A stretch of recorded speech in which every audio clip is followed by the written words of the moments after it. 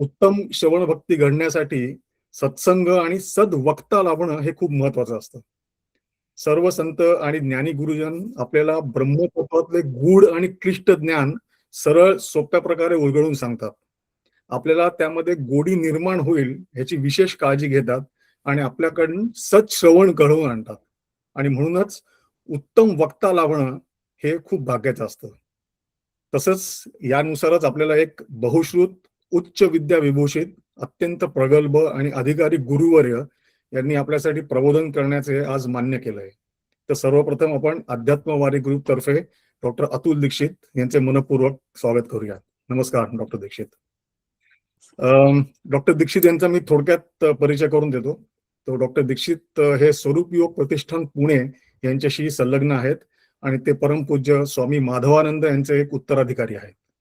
ते मूळचे डोंबिवलीचे रहिवासी असून सध्या ते इंडियन इन्स्टिट्यूट म्हणजे IIT गांधीनगर येथे प्रोफेसर ऑफ मॅथमॅटिक्स म्हणून कार्यरत आहेत.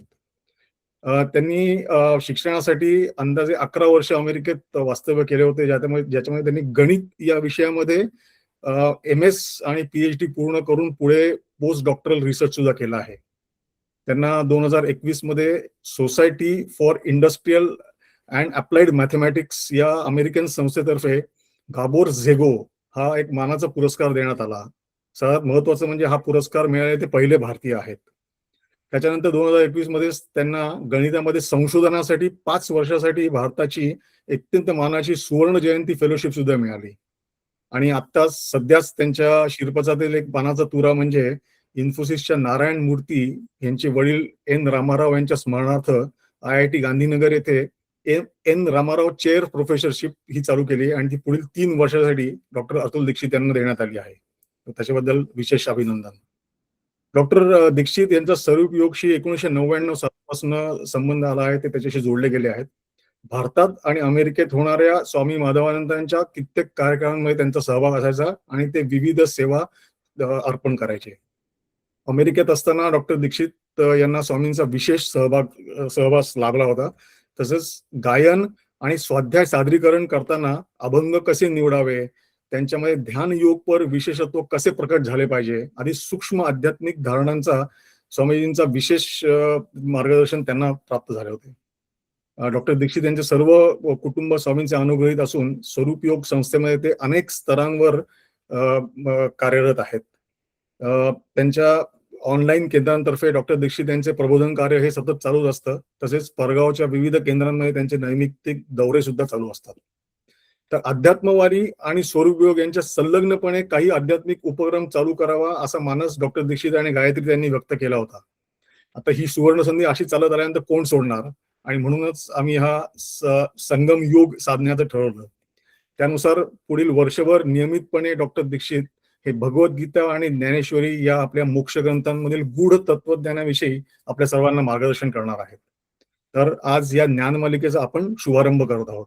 तर पुन्हा एकदा डॉक्टर दीक्षित यांचे मनपूर्वक स्वागत आणि पुढील सर्व सूत्र मी तुमच्याकडे सुपूर्द करतो. धन्यवाद. धन्यवाद.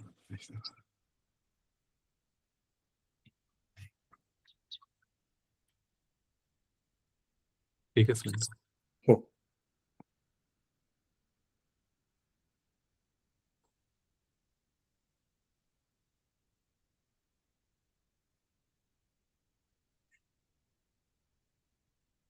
अखंड मंडलाकारं व्याप्तं येन चराचरं तत्पदं दर्शितं येन तस्मै श्री गुरवे नमः.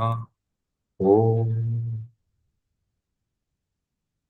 कर्मण्येवाधिकारस्ते मा फलेषु कदाचन मा कर्मफल हेतुर्भू माते संगोस्त्व कर्मणी.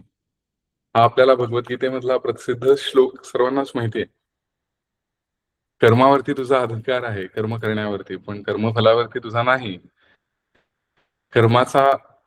कर्मफलाचा हेतू स्वरूप तू होऊन राहू नकोस आणि अकर्मणी म्हणजे कर्म त्यागायचा सुद्धा प्रयत्न करू नकोस. असं जर का आपण ह्याचा अर्थ बघितला तर सरळ अर्थ आहे आणि आपल्याला असं वाटतं की म्हणजे झालं की कर्मयोग आहे. ह्याच्याने ह्या श्लोकाद्वारे आपल्याला कळलं काय कर्मयोगामध्ये सांगायचे ते. पण कर्मयोगाचे खूप व्हेरियस ऍस्पेक्ट्स आहेत.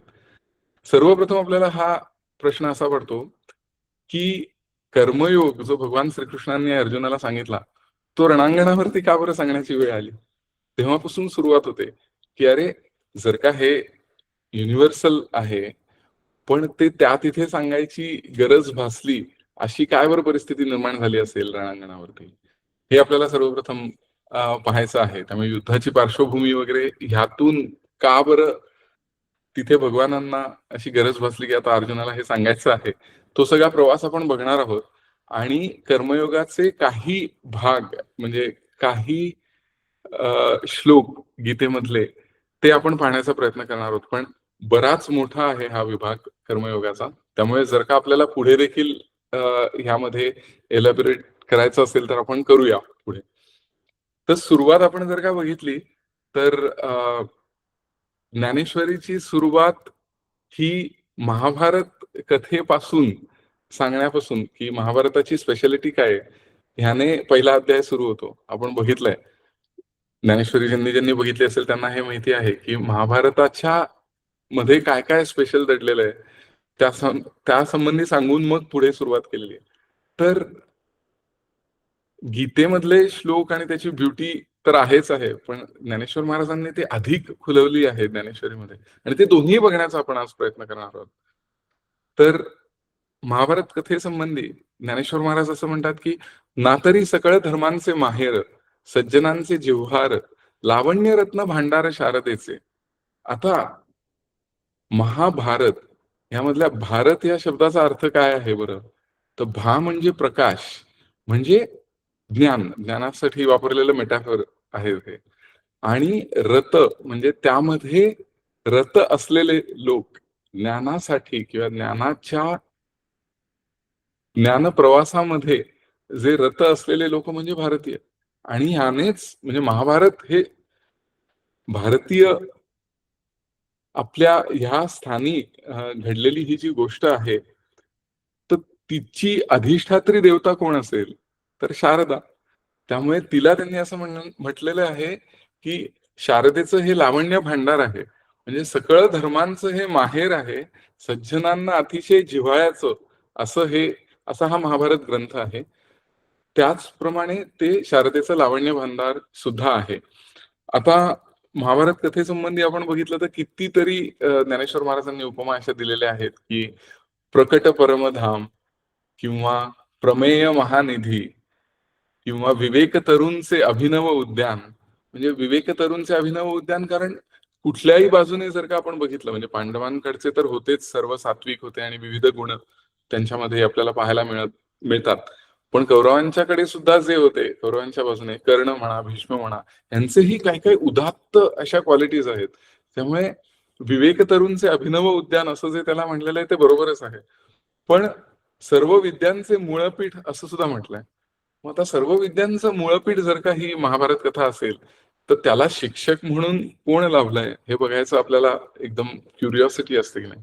तर प्रत्यक्ष भगवंतच शिक्षक लाभलेले आहेत. भगवान श्रीकृष्णच ह्या ग्रंथासाठी आपल्याला म्हणजे किंवा या कथेसाठी शिक्षक लाभलेले आहेत. आजकाल आपल्याला असं वाटतं की सगळं काही एआय ने होतं. पण एआयच्या मागे नॅचरल इंटेलिजन्स असेल. मॉडेल ट्रेन करायला सुद्धा एआय ला ह्युमन इंटेलिजन्स लागतोच ना. मी परवा एक जोक असा वाचला की I tried to teach AI sarcasm but it took everything literally. तर त्यामुळे कितीही काही जर का आपल्याला असं वाटलं की आजकाल सगळं काही कम्प्युटरवर अवेलेबल आहे, एआयने आपल्याला सगळं काही कळतं, तरी सुद्धा हा जो प्रमेय महानिधी आहे तिथून अप्रमेयाकडे कसं जायचं म्हणजे आत्मज्ञान किंवा आत्मकल्याण साधण्यासाठीचा मार्ग कोण बरं सांगणार? तर ती अनुभवी व्यक्तीच असायला हवी आणि प्रत्यक्ष भगवंत सगुण रूपामध्ये अर्जुनाला ते सांगत आहेत. यापेक्षा काय अजून हवं आपल्याला? त्यामुळे सर्व विद्यांचं मूळपीठ अशी जी ही महाभारत कथा आहे त्यामध्ये भगवान श्रीकृष्ण स्वतः ज्ञानदान करणार आहेत आणि त्यामध्ये सर्वात महत्वाचा भाग जो आहे महाभारतातला तो म्हणजे गीता. आता गीतेबद्दल ज्ञानेश्वर महाराजांनी काय बरं म्हणावं? तर ते म्हणतात, "आता भारती कमळ परागू गीताख्यू प्रसंगू जो संवादिला श्रीरंगू अर्जुनेसी." म्हणजे महाभारतामधला कमळ पराग म्हणजे काय तर गीता. आणि तो गीतेचा प्रसंग जो आहे तो प्रत्यक्ष श्रीकृष्णांनी अर्जुनाला सांगितला. पुढे ते असं म्हणतात की ना तरी शब्द ब्रह्माब्धी, शब्द ब्रह्म म्हणजे वेद आणि त्याचा समुद्र म्हणजे वेद सागर, ना तरी शब्द ब्रह्माब्धी मथिलेया व्यासबुद्धी. आता बघा, जर का एवढा मोठा वेदांचा अर्थ सांगणारा म्हणजे असा सागर जर का असेल, तर त्याला घुसळायला म्हणून रवी तितकीच प्रभावशाली असली पाहिजे की नाही? तर मग कुठली रवी? तर व्यासांच्या बुद्धीची रवी केली आणि त्याने हा वेदसागर जो आहे शब्द ब्रह्माब्धी तो घुसळला आणि त्यातून जे नवनीत निर्माण झालं. आता शब्द ब्रह्माब्धी मथिलेया व्यासबुद्धी निवडिले निरवधी नवनीत हे. मग त्या नवनीताचं काय केलं? लोणी कित्येक काळ नाही टिकू शकत ना. मग त्या लोण्याचं काय केलं बरं? तर पुढे ते असं म्हणतात, मग ज्ञानाग्नी संपर्के म्हणजे ज्ञानरूप अग्नी त्याचा विचाररूपी जाळ लावून ते कढवलं. आणि कशाने कढवलं? तर ते असं म्हणतात, मग ज्ञानाग्नी संपर्के कळसिले विवेके म्हणजे विवेकाची कड देऊन पद आले परिपाके आमोदासे. आणि मग त्याच्यानंतर जे तूप निर्माण झालं ना, ते तूप म्हणजे ही भगवद्गीता. आता ते वर्षानुवर्ष तसंच राहील. त्याप्रमाणे कित्येक हजारो वर्ष ही मार्गदीपिका होऊन राहिलेली आहे. भावार्थ दीपिका ही मार्गदीपिका होऊन राहिलेली आहे. तर त्यासंबंधी कवी नारायण दातार यांनी जसं गीत रामायण आहे ना, तसं गीत गीता म्हणून त्यांनी अप्रतिम काव्यसंग्रह केलेला आहे, पुण्याचे नारायण दातार. तर त्यातली काही गाणी आणि त्यांचं गायन सुद्धा आपण आज बघणार आहोत. तर ते असं म्हणतात की मार्गदीपिका होऊन राहे जी साऱ्या जगता, महाभारती श्रीकृष्णांनी सांगितली गीता. अनंत विषयांवरती जगती अनंत साहित्य, तयात गीता ग्रहमालेमध्ये जैसा आदित्य. अज्ञानाचे तमही वितळते रवी उदया येता. सूर्यप्रकाश आल्यानंतर, सूर्य उदयाला आल्यानंतर अज्ञानाचा अंधकार कुठे राहणार आहे? प्रकाशच प्रकाश सगळीकडे. महाभारती श्रीकृष्णांनी सांगितली गीता. वास्तवाचंच आपल्याला कळतं. पुढे म्हटलंय, उपनिषदे या गायी त्यांना दोहितसे कान्हा, बुद्धिमंत हा भोगता अर्जुन वत्स जणू तान्हा. त्या गायींचे दुग्धच तीही अमृतमय गीता, महाभारती श्रीकृष्णांनी सांगितली गीता. इतकं सुरेख आहे. म्हणजे एक तो जो श्लोक आहे की सर्वोपनिषदो गावो दुग्धा गोपाल नंदनहा, पार्थो वत्स सुधी भोगता दुग्धम गीतामृतम महत, असा तो श्लोक आहे. तर त्याच इथे काव्यामध्ये म्हणजे मराठी काव्यामध्ये त्यांचं रूपांतर केलेलं आहे. तर काय बरं सांगितलेलं आहे? तर एक त्या संबंधीची गोकुळातली एक भगवान श्रीकृष्णांची एक लीला आहे. तो प्रसंग सर्वांना माहित असेल, परत एकदा बघूया आपण. पण की एक दिवशी श्रीकृष्ण असे डिक्लेअर करतात गोकुळामध्ये की उद्या मी धार काढणार आहे. धार काढणार आहे म्हटल्यानंतर सगळीकडे गोकुळ सगळं नंदाच्या घरी जमा होतं. आपल्याला माहिती आहे की कुठलाही कृष्णाचा इव्हेंट असला की सगळं गोकुळ नंदाच्या घरी जमा व्हायचं. तर तिथे सकाळीच उठल्यानंतर सगळी तयारी वगैरे केलेली आहे. बाळकृष्ण तिकडे जातात आणि नंद त्यांना सांगायला जातो की मी तुला सांगतो कसं दूध काढायचं. तुम्ही काही नाही, मला माहिती आहे दूध कसं काढायचं म्हणून. तर गायीच्या आचळाला नुसतं बोट लावल्यावर अनंत धारांनी ते दूध व्हायला लागतं. एकच आरडाओरड सुरू होते की अरे मडकी मडकी मडकी, अरे मडकं नाही घेतलंस तू. मडकी तिथे ठेवण्याचं काम तुमचं आहे, धार काढणं काम एवढंच माझं होतं. तर ह्याचा अर्थ असा आहे की आपल्या डोक्याची जी मडकी आहे ती तिथे बरोबर ठेवायला पाहिजे. कारण हे जे उपनिषद रूपी गायींचं जे दुग्ध म्हणजे जे सार आहे गीता, ते भगवान सांगणार आहेत. पण त्यासाठी आपली मडकी शाबूत ठेवायला पाहिजेत ना बरोबर त्या ठिकाणी. तर इथे ते सांगितलेलं आहे की उपनिषदे या गायी त्यांना दोहितसे कान्हा, बुद्धिमंत हा भोगता अर्जुन वत्स जणू तान्हा. म्हणजे जे शुद्ध बुद्धीचे लोक आहेत ते याचं सेवन करतात. कशाचं सेवन? तर ते दुग्ध, त्या गायींचे दुग्धच तीही अमृतमय गीता, महाभारती श्रीकृष्णांनी सांगितली गीता. मग काय बरं सांगितलेलं आहे त्याच्यामध्ये मेसेज? अगदी जिस्ट ह्या काव्यामध्ये आलेली आहे त्याची. ते असं म्हणतात की अकर्म कुठले, कर्मही कुठले, कळेन हे सुज्ञा. सुज्ञांना सुद्धा हे कळत नाही की कर्म काय, अकर्म काय. कसे सुटावे मग कोडे हे अशिक्षिता अज्ञा. मग पुढे असं म्हटलंय, स्वयेच कथितो उत्तर याचे परमेश्वर भक्ता महाभारती श्रीकृष्णांनी सांगितली गीता. म्हणजे आपल्याला माहितीये की हा वेदार्थ सागरू जया निद्रिताचा घोरू, म्हणजे वेदसागर जो आहे त्याच ते भगवंताचं घोरणं त्यामधून निर्माण झालेलं आहे असं म्हटलं जातं. पण त्याच भगवंतांनी हा गीता संदेश जो आहे तो प्रत्यक्ष सांगितला जागृतपणे. म्हणजे भगवान तर सगळ्याच वेळेला जागृत असणारच, पण आपल्यासाठी आपण बघतो आहोत की जर का वेदांत, वेद आणि त्याचा अर्थ सगळा हा भगवंताच्या झोपेतून घोरण्यामधून हे वेद निर्माण झाले असं जर का आपण म्हणतो, तर प्रत्यक्ष जागेपणी भगवंतांनी गीता सांगितलेली आहे. हा वेदार्थ सागरू जया निद्रिताचा घोरू तो स्वये सर्वेश्वरू प्रत्यक्ष अनुवादला असं म्हटलंय. त्यामुळे इथे देखील म्हटलंय की स्वयेच कथितो उत्तर याचे परमेश्वर भक्ता महाभारती श्रीकृष्णांनी सांगितली गीता. युद्धारंभी विषाद झाला वीर अर्जुनास, त्याच निमित्ते हरी बोधितो साऱ्या जगतास. आणि काय बरं बोध दिला, अनासक्त राहून आचरी कर्तव्ये आता महाभारती श्रीकृष्णांनी सांगितली गीता. आणि शेवटी असं म्हणतात, मोक्षाचे हे साधन सोपे दैवे सापडले, विन्मुख होऊ नको मानवा दिन थोडे उरले. एकरूपता परमात्म्याशी जीवा सार्थकता महाभारती श्रीकृष्णांनी सांगितली गीता. सर्वप्रथम आपण ह्याचे मी गायन करेन आणि मग आपण पुढल्या टॉपिक कडे वळूया.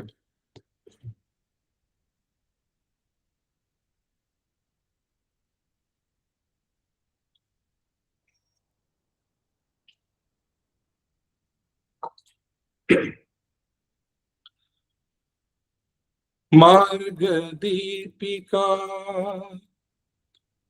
होऊन राहे, जी साऱ्या जगता महाभारती श्रीकृष्णांनी सांगितली गीता.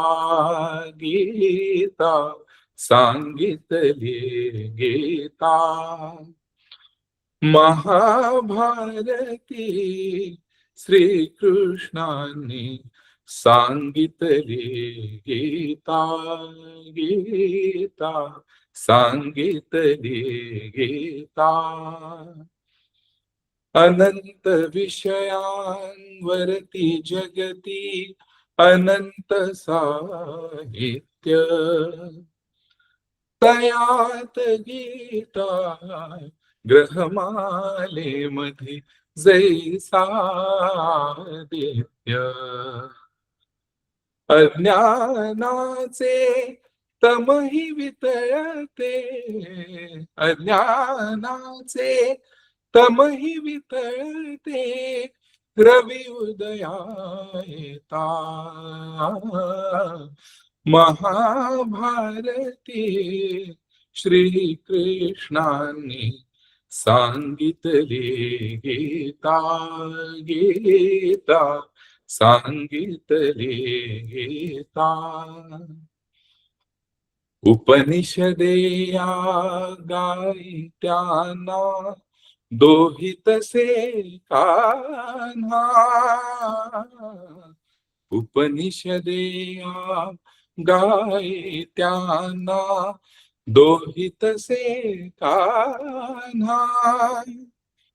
बुद्धिमंत हा भोक्ता अर्जुन वत्स जणू तान्हा. त्या गायींचे दुग्धच ती,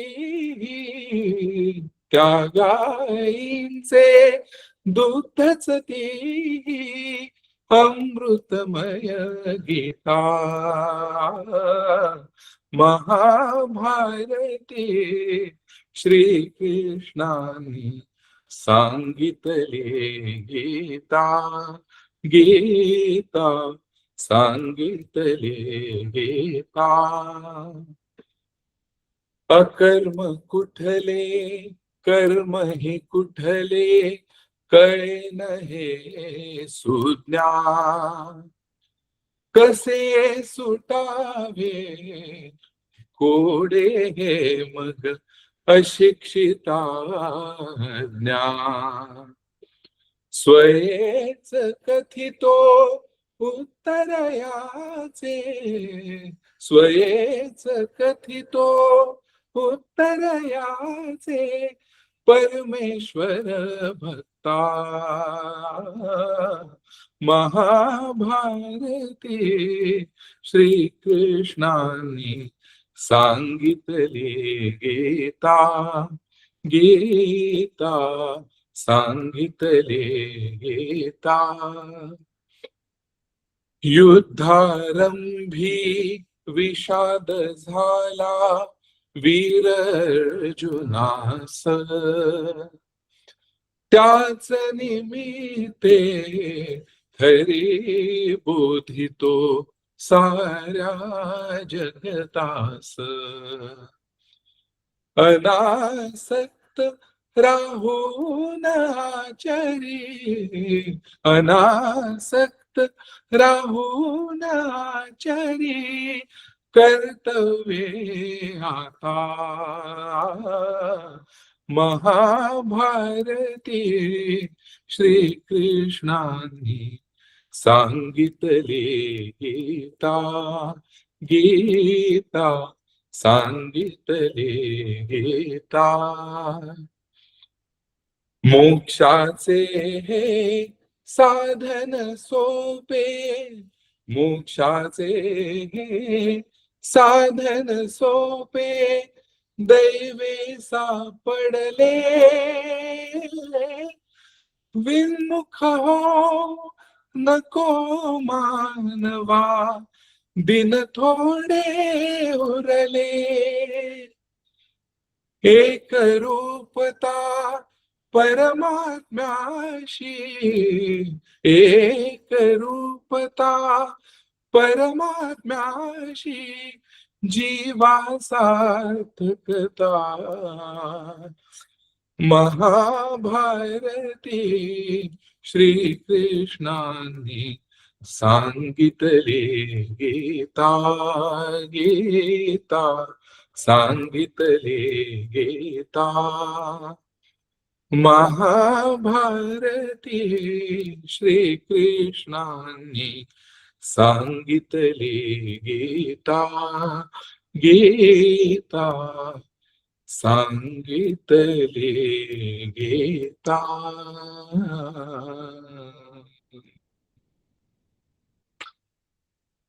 युद्धाची पार्श्वभूमी आपल्याला बघायला हवी.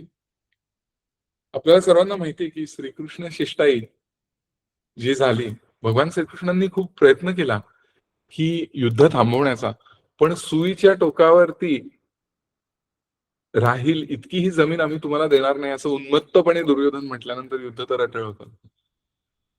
धृतराष्ट्राने एक राजकीय डाव साधला, तो म्हणजे संजयाकरवी त्याने भावनिक आवाहन केले. त्याने असं सांगितलं की सगळ्या पांडवांना जाऊन संजय असं म्हणाला की धृतराष्ट्राचा हा निरोप आहे की तुम्ही इतकी इथे जीवितहानी होईल, तर त्यापेक्षा तुम्ही जर का भिक्षांना मागून जरी का राहिलात तरी ते श्रेयस्कर आहे. आणि हा संजय बाण जो आहे धृतराष्ट्राचा, तो बरोबर अर्जुनाच्या वर्मी लागला, कारण पुढे तो तेच बोलतो, एक्झॅक्टली जे संजयाकरवी धृतराष्ट्राने सांगितलं ते बघणारच आहोत आपण. पण म्हणजे सेनेच्या मध्ये रथ घेऊन उभा नेऊन ठेव असं ज्यावेळेला अर्जुन सारथ्याला म्हणजे श्रीकृष्णाला सांगतो, त्याच्यानंतर समोर ज्यावेळेला तो बघतो की अरे आपलेच गुरुजन आहेत, भीष्म, द्रोण हे सर्वजण आहेत, आणि त्याच्यानंतर त्याची सगळी गात्र शिथिल होतात आणि तो लढण्याचं टाकून देऊन मी लढणार नाही असं जाहीर करून टाकतो. आता आपल्याला असा प्रश्न पडतो की ह्याला आधीपासूनच माहिती होतं ना की भीष्म, द्रोण वगैरे सगळ्यांशी लढायचं म्हणून, ते एकदम तिकडे मध्ये येऊन गेल्यानंतर का बरं असं व्हावं.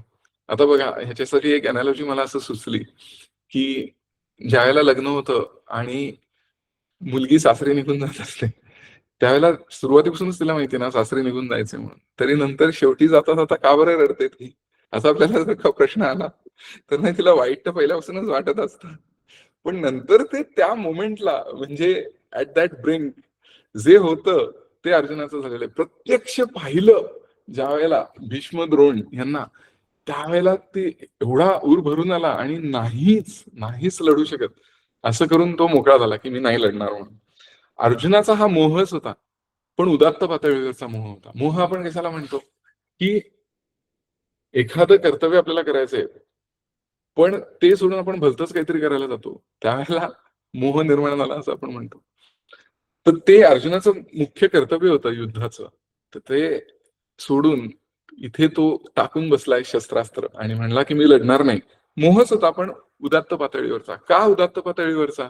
तर तो असं म्हणतो की गुरूंशी आपण प्रत्यक्ष वाकबाणांनी देखील युद्ध करू नये, शब्दांनी देखील युद्ध करू नये असं म्हणतात. तर इथे तर प्रत्यक्ष बाण मारून आपण युद्ध करायचं.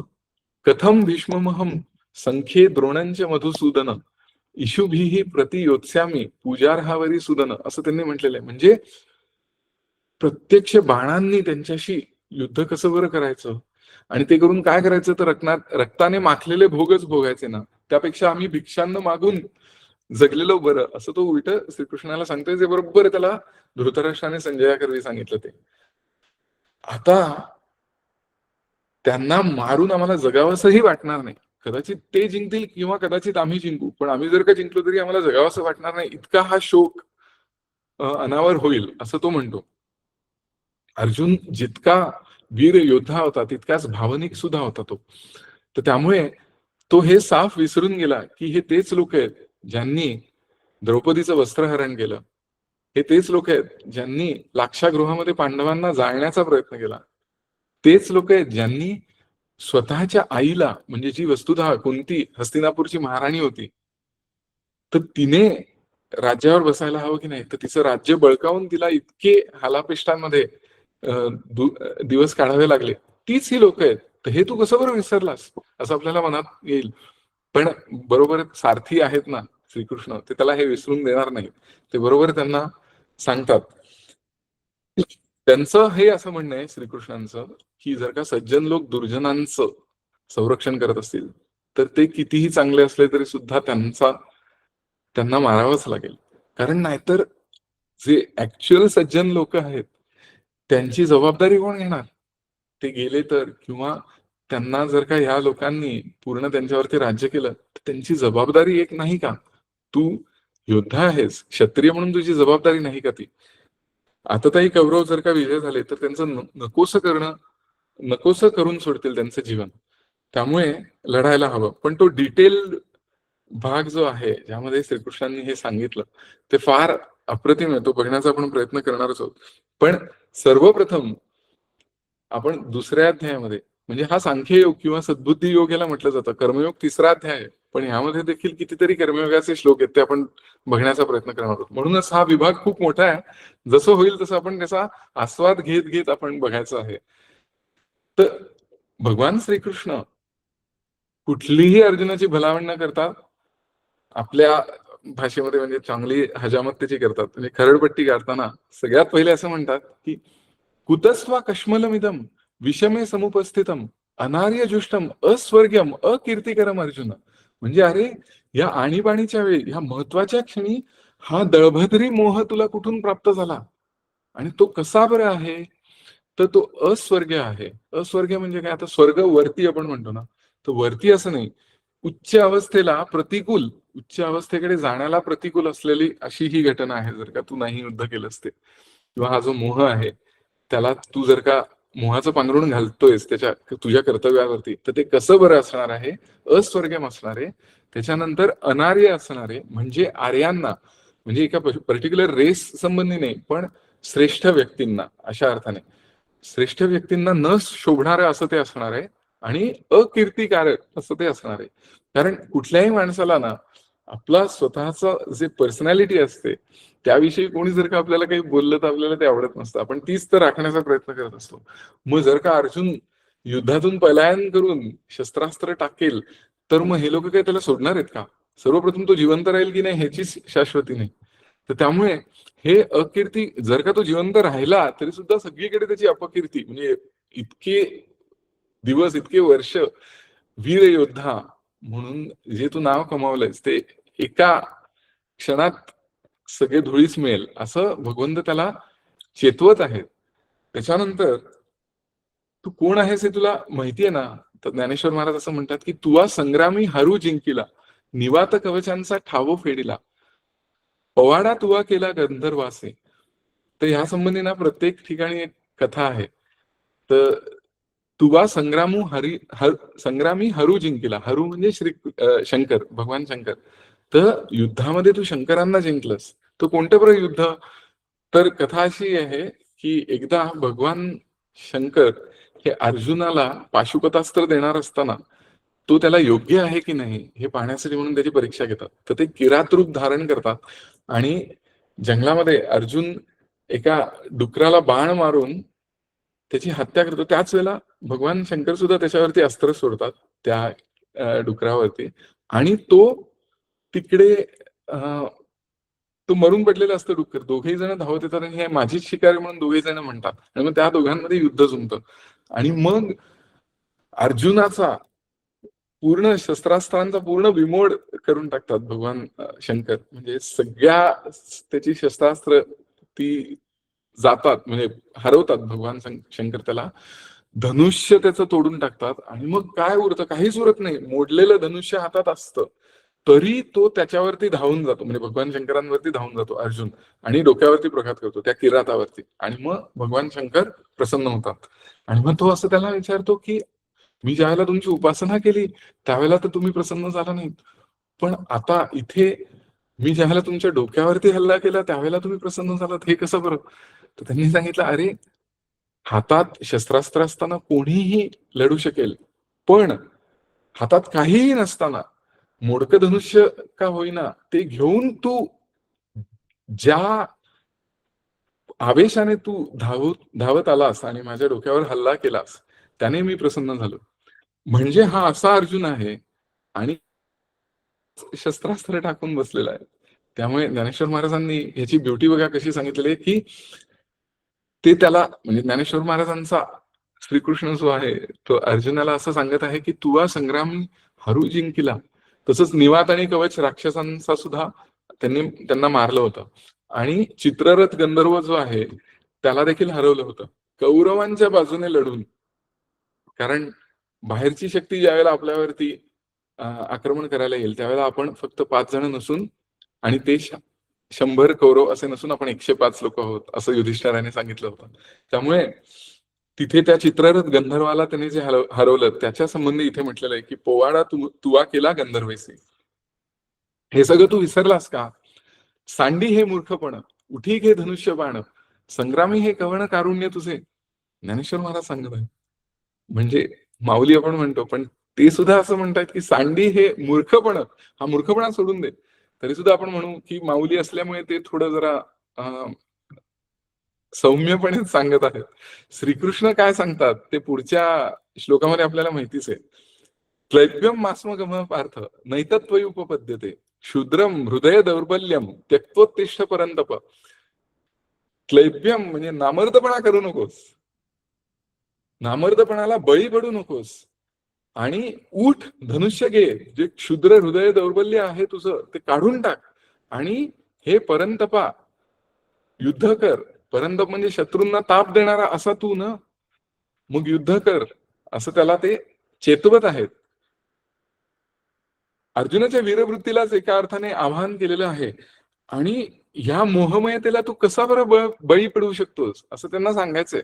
म्हणजे ज्ञानेश्वर महाराज त्यावरती असं म्हणतात की म्हणे अर्जुना आधी पाही हे उचित काय ये ठाई, तू कवण हे काय करीत आहासी. इथे सौम्यपणे ते सांगत आहेत, अरे तू कोण आहेस, तू काय करत आहेस, स्वतःला जरा एकदा विचारून पहा. म्हणजे दुश्चित्त आपण कधी कधी होत असतो ना, काही कळतच नाही आपण कुठे आहोत, आपल्याला काय करायचं, आपलं उद्दिष्ट काय आणि आपण काय करत आहोत. हे एक गंमत म्हणून जोक सांगतो की एका बेटावरती 3 जण अडकलेले असतात, 3 माणसं स्ट्रँडेड. आणि काही वेळानंतर किंवा काही दिवसांनंतर त्यांना ना एक बाटली अशी सापडते आणि त्या बाटलीमधून झाकण उघडल्यानंतर जिनी बाहेर येतो. तर तो जिनी म्हणतो की मी तुम्हाला तुमच्या प्रत्येक एक एक इच्छा मी पूर्ण करीन. तर पहिल्याला विचारतो काय करायचंय? तर तो म्हणतो की I would like to go home. बरं. तो त्याला पाठवून देतो घरी. 2 जण उरतात. मग दुसऱ्याला विचारतो तुझी काय इच्छा आहे? तर तो म्हणतो की I would like to go home. त्याला देखील पाठवून देतो. मग हा एकटा उरतो. आता काय थोड्या वेळानंतर हा त्याला विचारतो की तुझी इच्छा काय आहे? तो म्हणतो I am feeling lonely. I wish my friends were back here. आता तू कोण आहेस आणि तू काय करतोयस? हे तू जरा स्वतःला विचारायला पाहिजेस, की तुला तिथेच राहायचंय का तुला घरी जायचंय? तसं इथे तू आहेस, इथे शस्त्रास्त्र घेऊन तू रणांगणावरती आहेस, प्रत्यक्ष लढायचंयस आणि तिथे जाऊन तू मी लढणार नाहीस असं कसं बरं सांगू शकतोस? तर त्या तिथे दुश्चित्तपणा आपल्याला चालणार नाही. आणि हे जे कृष्णाने अर्जुनाला झापलं असं आपल्या भाषेत आपण म्हणू, पण हे झापल्यानंतर सुद्धा तो असं म्हणतो की मी लढणार नाही. म्हणजे किती बरं तो मोह डीप गेलेला आहे अर्जुनाला किती म्हणजे ते जे भावनिक आवाहन केलं होतं त्याने किती नुकसान गेलेलं आहे अर्जुनाचं हे आपल्याला कळू शकतं. तर त्याचे म्हणजे त्यावर भगवान कसं बरं अर्जुनाला बाहेर काढतात त्यातून हे पाहण्यापूर्वी एक आपण गीत परत बघणार आहोत. गीता ह्या काव्यसंग्रहातलं. तर अतिशय छान असं नारायण दातारांनी लिहिलेलं आहे. ते म्हणतात, "उठ अर्जुना टाकून देई दुबळेपण हे हृदयाचे. वीर खरा तू तुला शोभते रडगाणे का षंढाचे." पुढे म्हणतात, "अवदसाच ही कुठून आठवे भलत्या वेळी रे तुझला. आत्मघात अपकीर्तिकारक मोह करी का अंध तुला." म्हणजे बरोबर ते जे श्लोक आहेत ना, अनार्य जुष्टम अस्वर्ग्यम अकीर्तिकरम अर्जुन, ते बरोबर त्याचं इतकं सुंदर सोप्या शब्दांमध्ये सांगितलेलं आहे. विचारसरणी असंस्कृत आहे डोहाळे हे भिक्षेचे. उठ अर्जुना टाकून देई दुबळेपण हे हृदयाचे.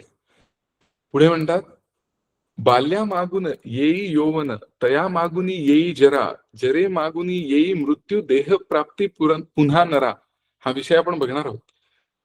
चक्र नियतीचे अक्षय चाले काय प्रयोजन दुःखाचे. उठ अर्जुना टाकून देई दुबळेपण हे हृदयाचे. पण इथे हा जो तत्वज्ञानाचा भाग आहे जो आपण नंतर बघणार आहोत तो गाण्याच्या माध्यमातून सुद्धा आपण पहिले बघून घेऊया, कारण हे वाचता वाचता सुद्धा समजून येतो. पुढे ते असं म्हणतात की नाश होतसे देहाचा जरी आत्मा तो अविनाशी असे. वस्तू जात हे रूप बदलते नाश कधीही होत नसे. अस्तित्वाला विनाश नाही हेच गूढ या विश्वाचे. उठ अर्जुना टाकून देई दुबळेपण हे हृदयाचे. आणि पुढे म्हणतात शेवटी, रथारूढ हो शंखनाद कर हृदय कापवी शत्रूचे. टणत्कार कर गांडी वाचा पूजन हे रणचंडीचे. जे तुझं धनुष्य आहे गांडीव धनुष्य त्याचा टणत्कार करून हे रणचंडीचे पूजन आहे हे तू लक्षात घे. अपमानांचे उष्णने फेडून अश्रू पुसरे कृष्णेचे. कृष्णेचे म्हणजे कुंतीचे. अरे कुंतीने काय भोगले तुला काय माहिती. कृष्ण आणि अर्जुन हे आत्ते मामे भावंड होते. त्यामुळे कृष्णाची सख्खी आत्या कुंती ही, त्यामुळे त्यांना माहितीये. तर अश्रू पुसरे कृष्णेचे उठ अर्जुना टाकून देई दुबळेपण हे हृदयाचे. वीर खरा तू तुला शोभते रडगाणे का षंडाचे. हे आपण सर्वप्रथम ऐकूया.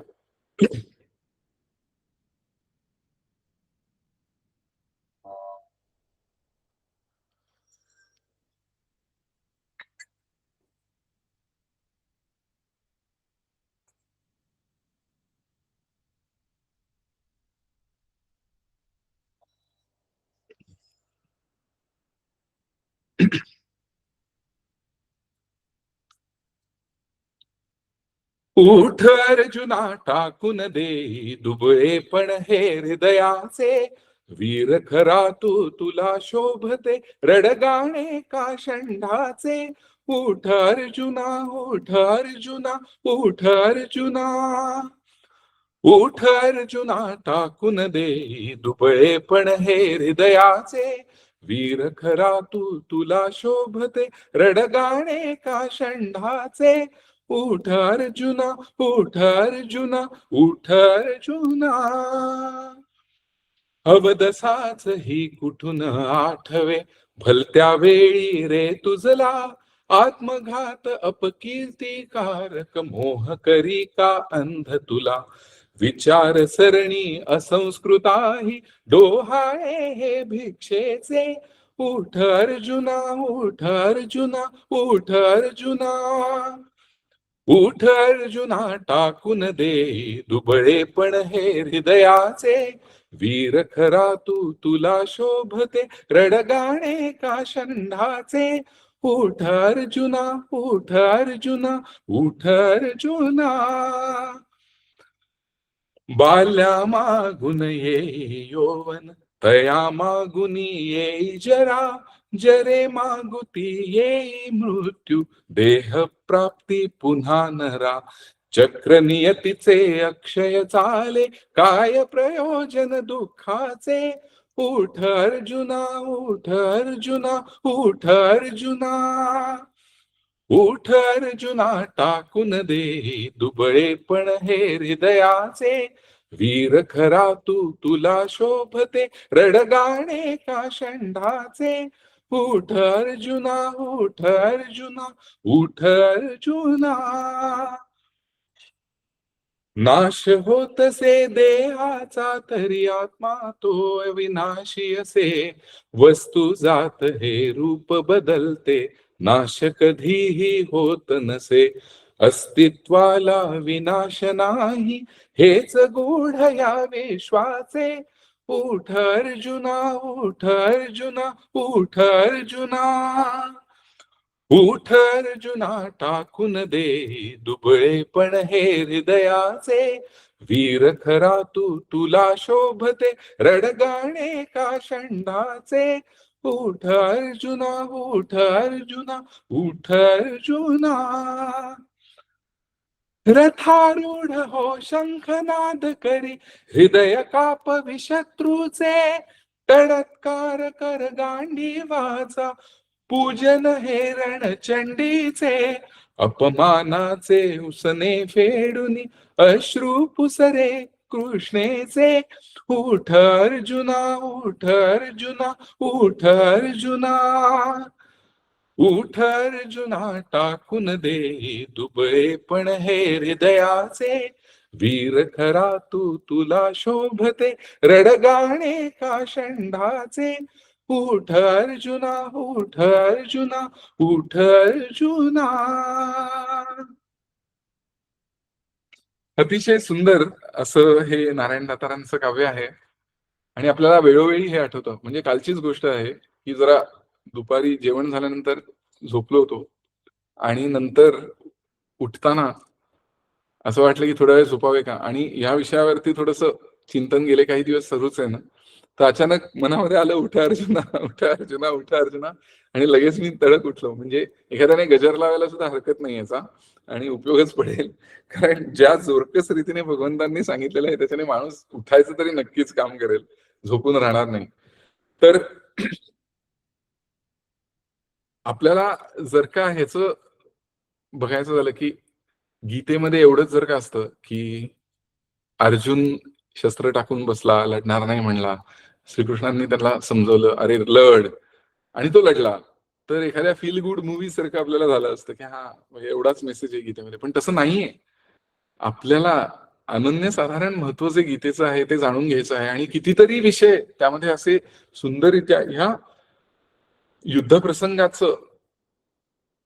युद्धप्रसंगाचा वापर करून भगवानांनी इतकं डीप फिलॉसॉफी जी आहे ती सांगितलेली आहे. ते देखील आपल्याला बघताना आश्चर्य वाटतं की अरे हे किती क्लिअर. म्हणजे वेदांमध्ये, उपनिषदांमध्ये सुद्धा जे आलं ते गीतेमध्ये अधिक क्लॅरिटीने आलेलं आहे. आणि ते भगवानांनी कुठे सांगितलं तर रणांगणावरती सांगितलं. तर ते आपण पाहणार आहोत. पण अर्जुन काय करतो बरं, काय काय निमित्त देतो की मी लढणार नाही म्हणून. मोह त्याला झालेला असतो. तो ज्यावेळेला सगळीकडे पसरत असतो. म्हणजे ज्ञानेश्वर महाराजांनी त्याला अशी उपमा दिलेली आहे की सर्पदंशच झाला, मोहमयी काळ्या सर्पाचा दंश झालेला आहे कुठे? अर्जुनाच्या हृदयकमळी, आणि ते विष सगळीकडे पसरत आहे. पण श्रीकृष्ण गारुडी त्याच्याजवळ असल्याने ते विष सगळीकडे पसरू देणार नाहीत आणि वेळीच ते थांबवतील. असं कारण काय आहे की अर्जुनाने युद्धनिवृत्ती घेतली असती तर एकतर जिवंत त्याला ठेवलं नसतंच या कौरवांनी, त्यानंतर सज्जनांना जिवंत ठेवलं नसतं आणि हाहाकार सगळीकडे माजला असता आणि धर्म राहिलाच नसता, सगळीकडे अधर्मच माजला असता.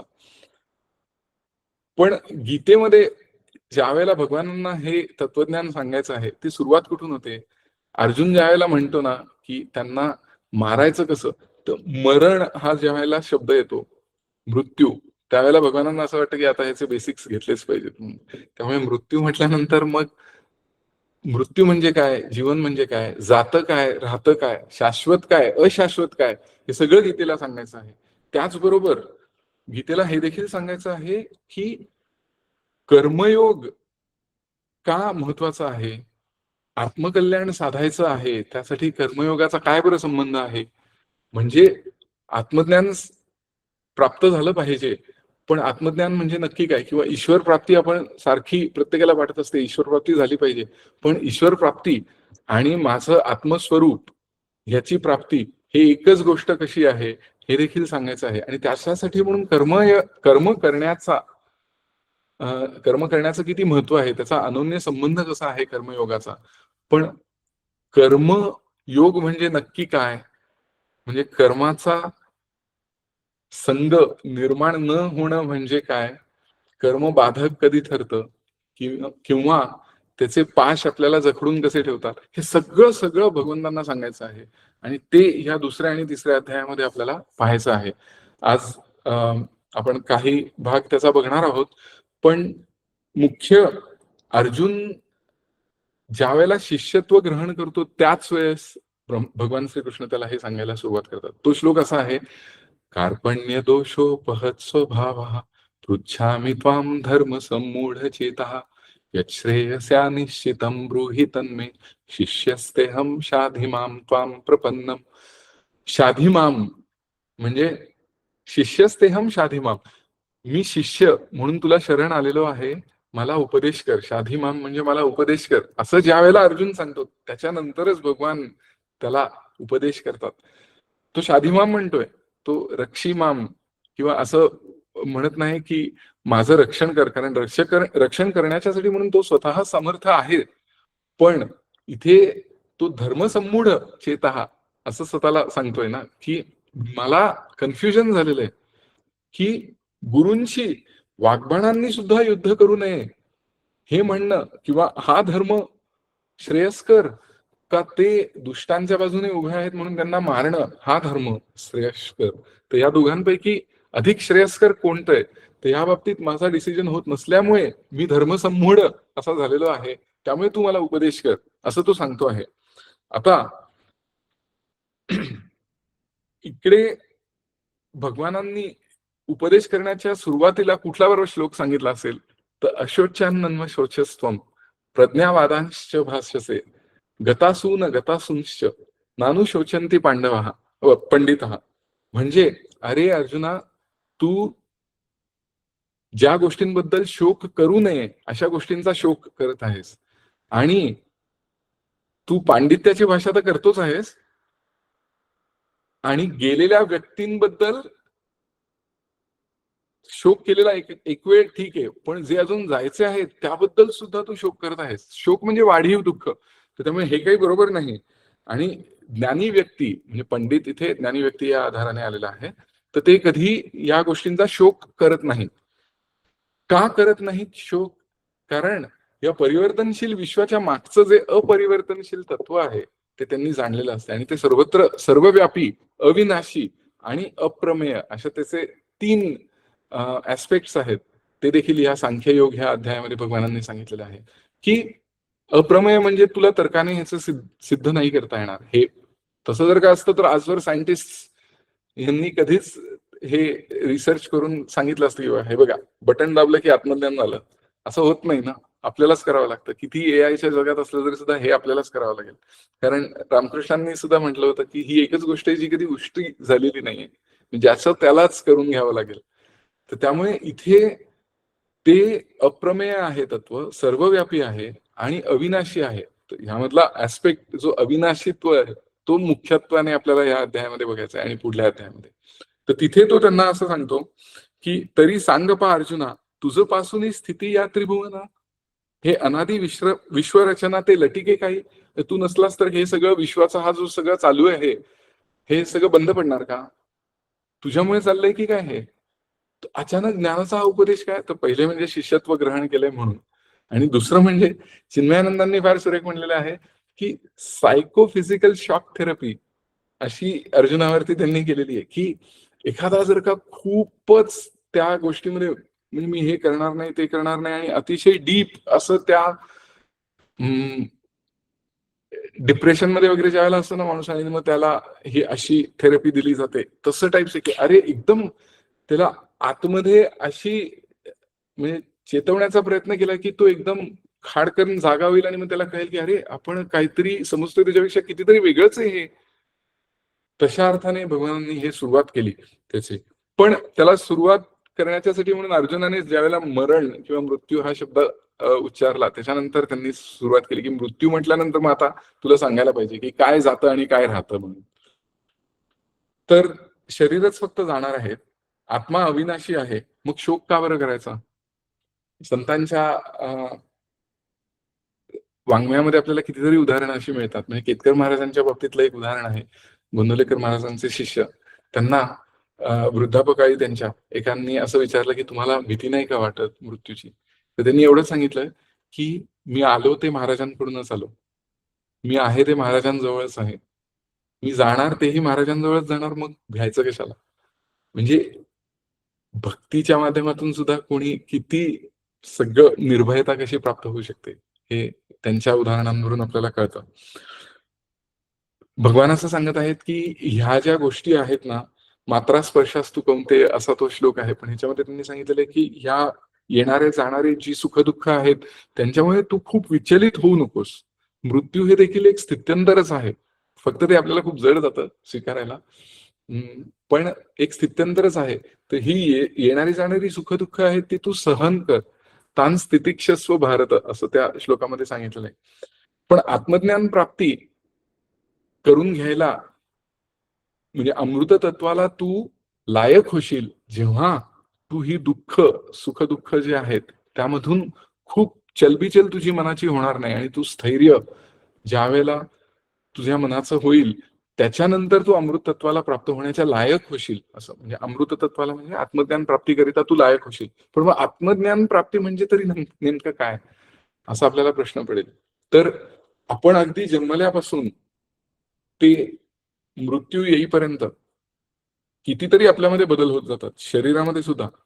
फक्त एक गोष्ट जन्मल्यापासून शेवटपर्यंत कॉन्स्टंट असते, ती म्हणजे मी आहे ही जाणीव. मी तरुण आहे, मी वृद्ध झालेलो आहे, हे सगळे असतील, पण मी आहे हे त्याच्या मागे आहे. To be. आणि रमण महर्षींनी हेच सांगितलं की to be this or to be that हे नंतर आलं, पण टू बी म्हणजे मी आहे हे पहिले सगळ्यात आलं. ही जी अस्तित्वाची जी जाणीव आहे ना, ती अस्तित्वाची जाणीव सदोदित आपल्या बरोबर आहे.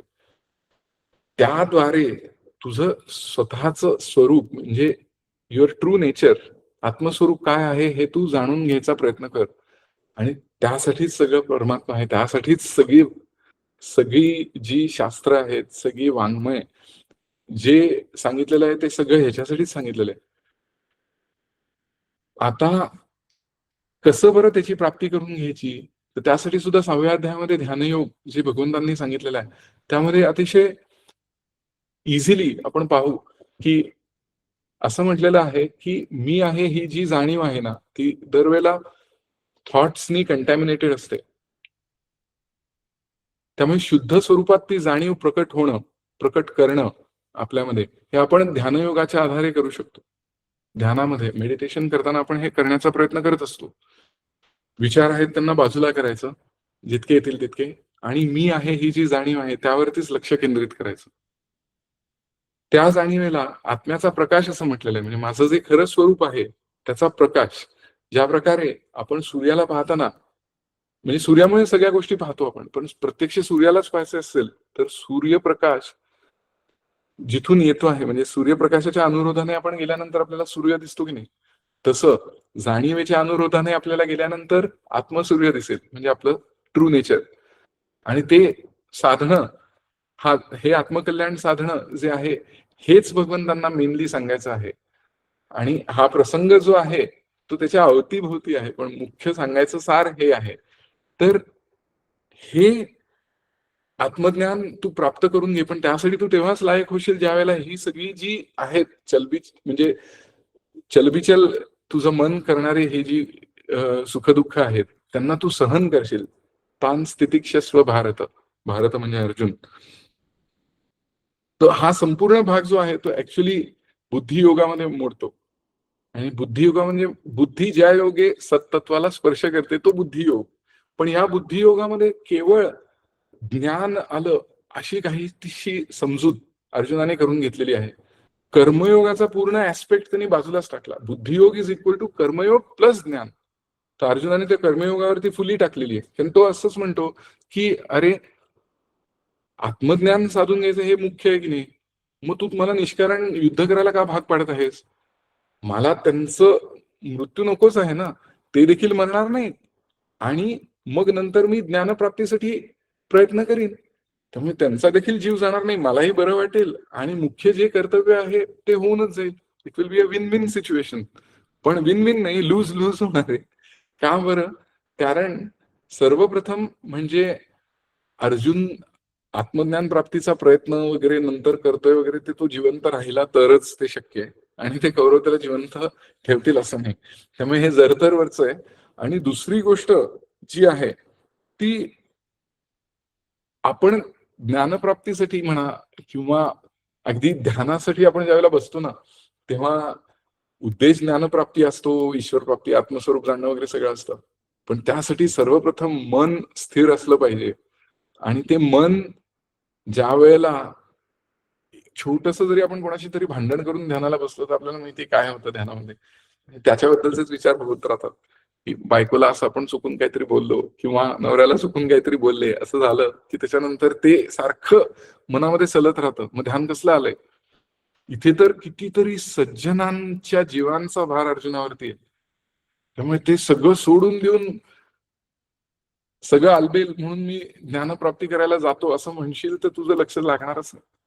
कारण इतक्या सगळ्या गोष्टी आहेत ज्यावरती तू लक्ष दिलं नाहीस. You are not responsible for that, आणि ते तुला सलत राहील सतत. ही गोष्ट आहेच आहे. गोंदलेकर महाराजांकडे एक गृहस्थ आले होते. त्यांची चांगली नोकरी होती आणि त्यांच्या बायको बरोबर ते आले होते आणि त्यांनी सांगितलं की महाराज, मला आता सगळं सोडून द्यायचंय आणि मी आता इथेच नामस्मरण करण्यासाठी म्हणून इथेच थांबणार, काय नोकरी वगैरे सोडून देणार.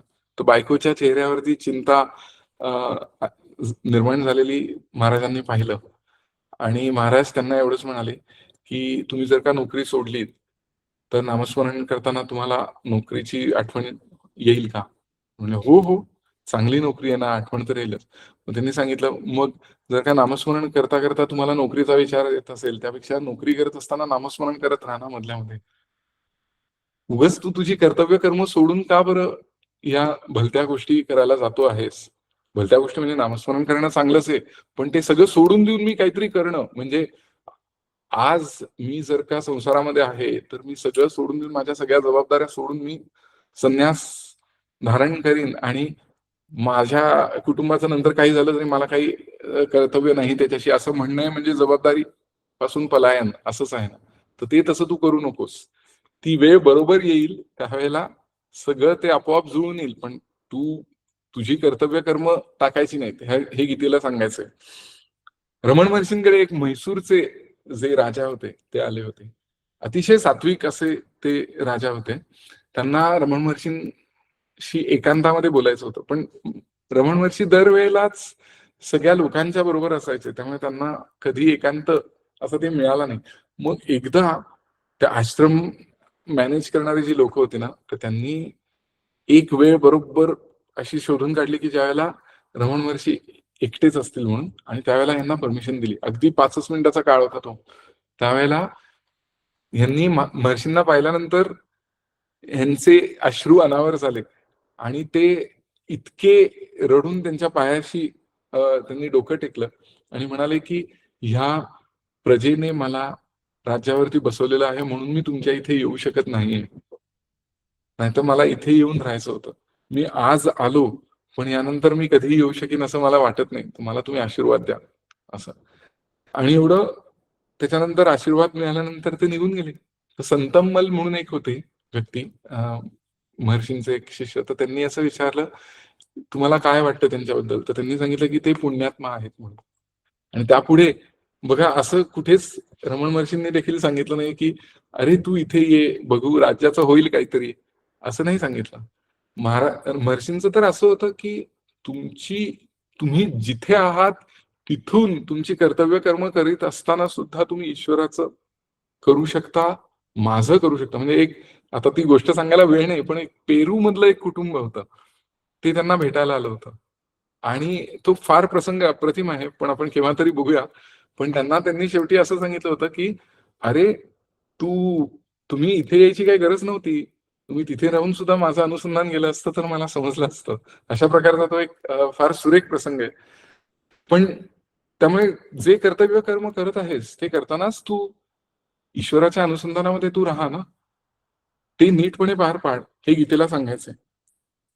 पण अर्जुन स्वतःच असं हाफ बेक्ड नॉलेज सांगायचा प्रयत्न करतोय, तर ते भगवान श्रीकृष्णांच्या पचनी तर काय ते पडणार नाही. उलट ते त्याला शेवटी आपल्याला माहितीये काय होतं, त्याला युद्ध करण्याच्यासाठी, युद्ध जर का नाही केलंच तर तो अधर्म होईल, अशापर्यंत त्याला सांगतात.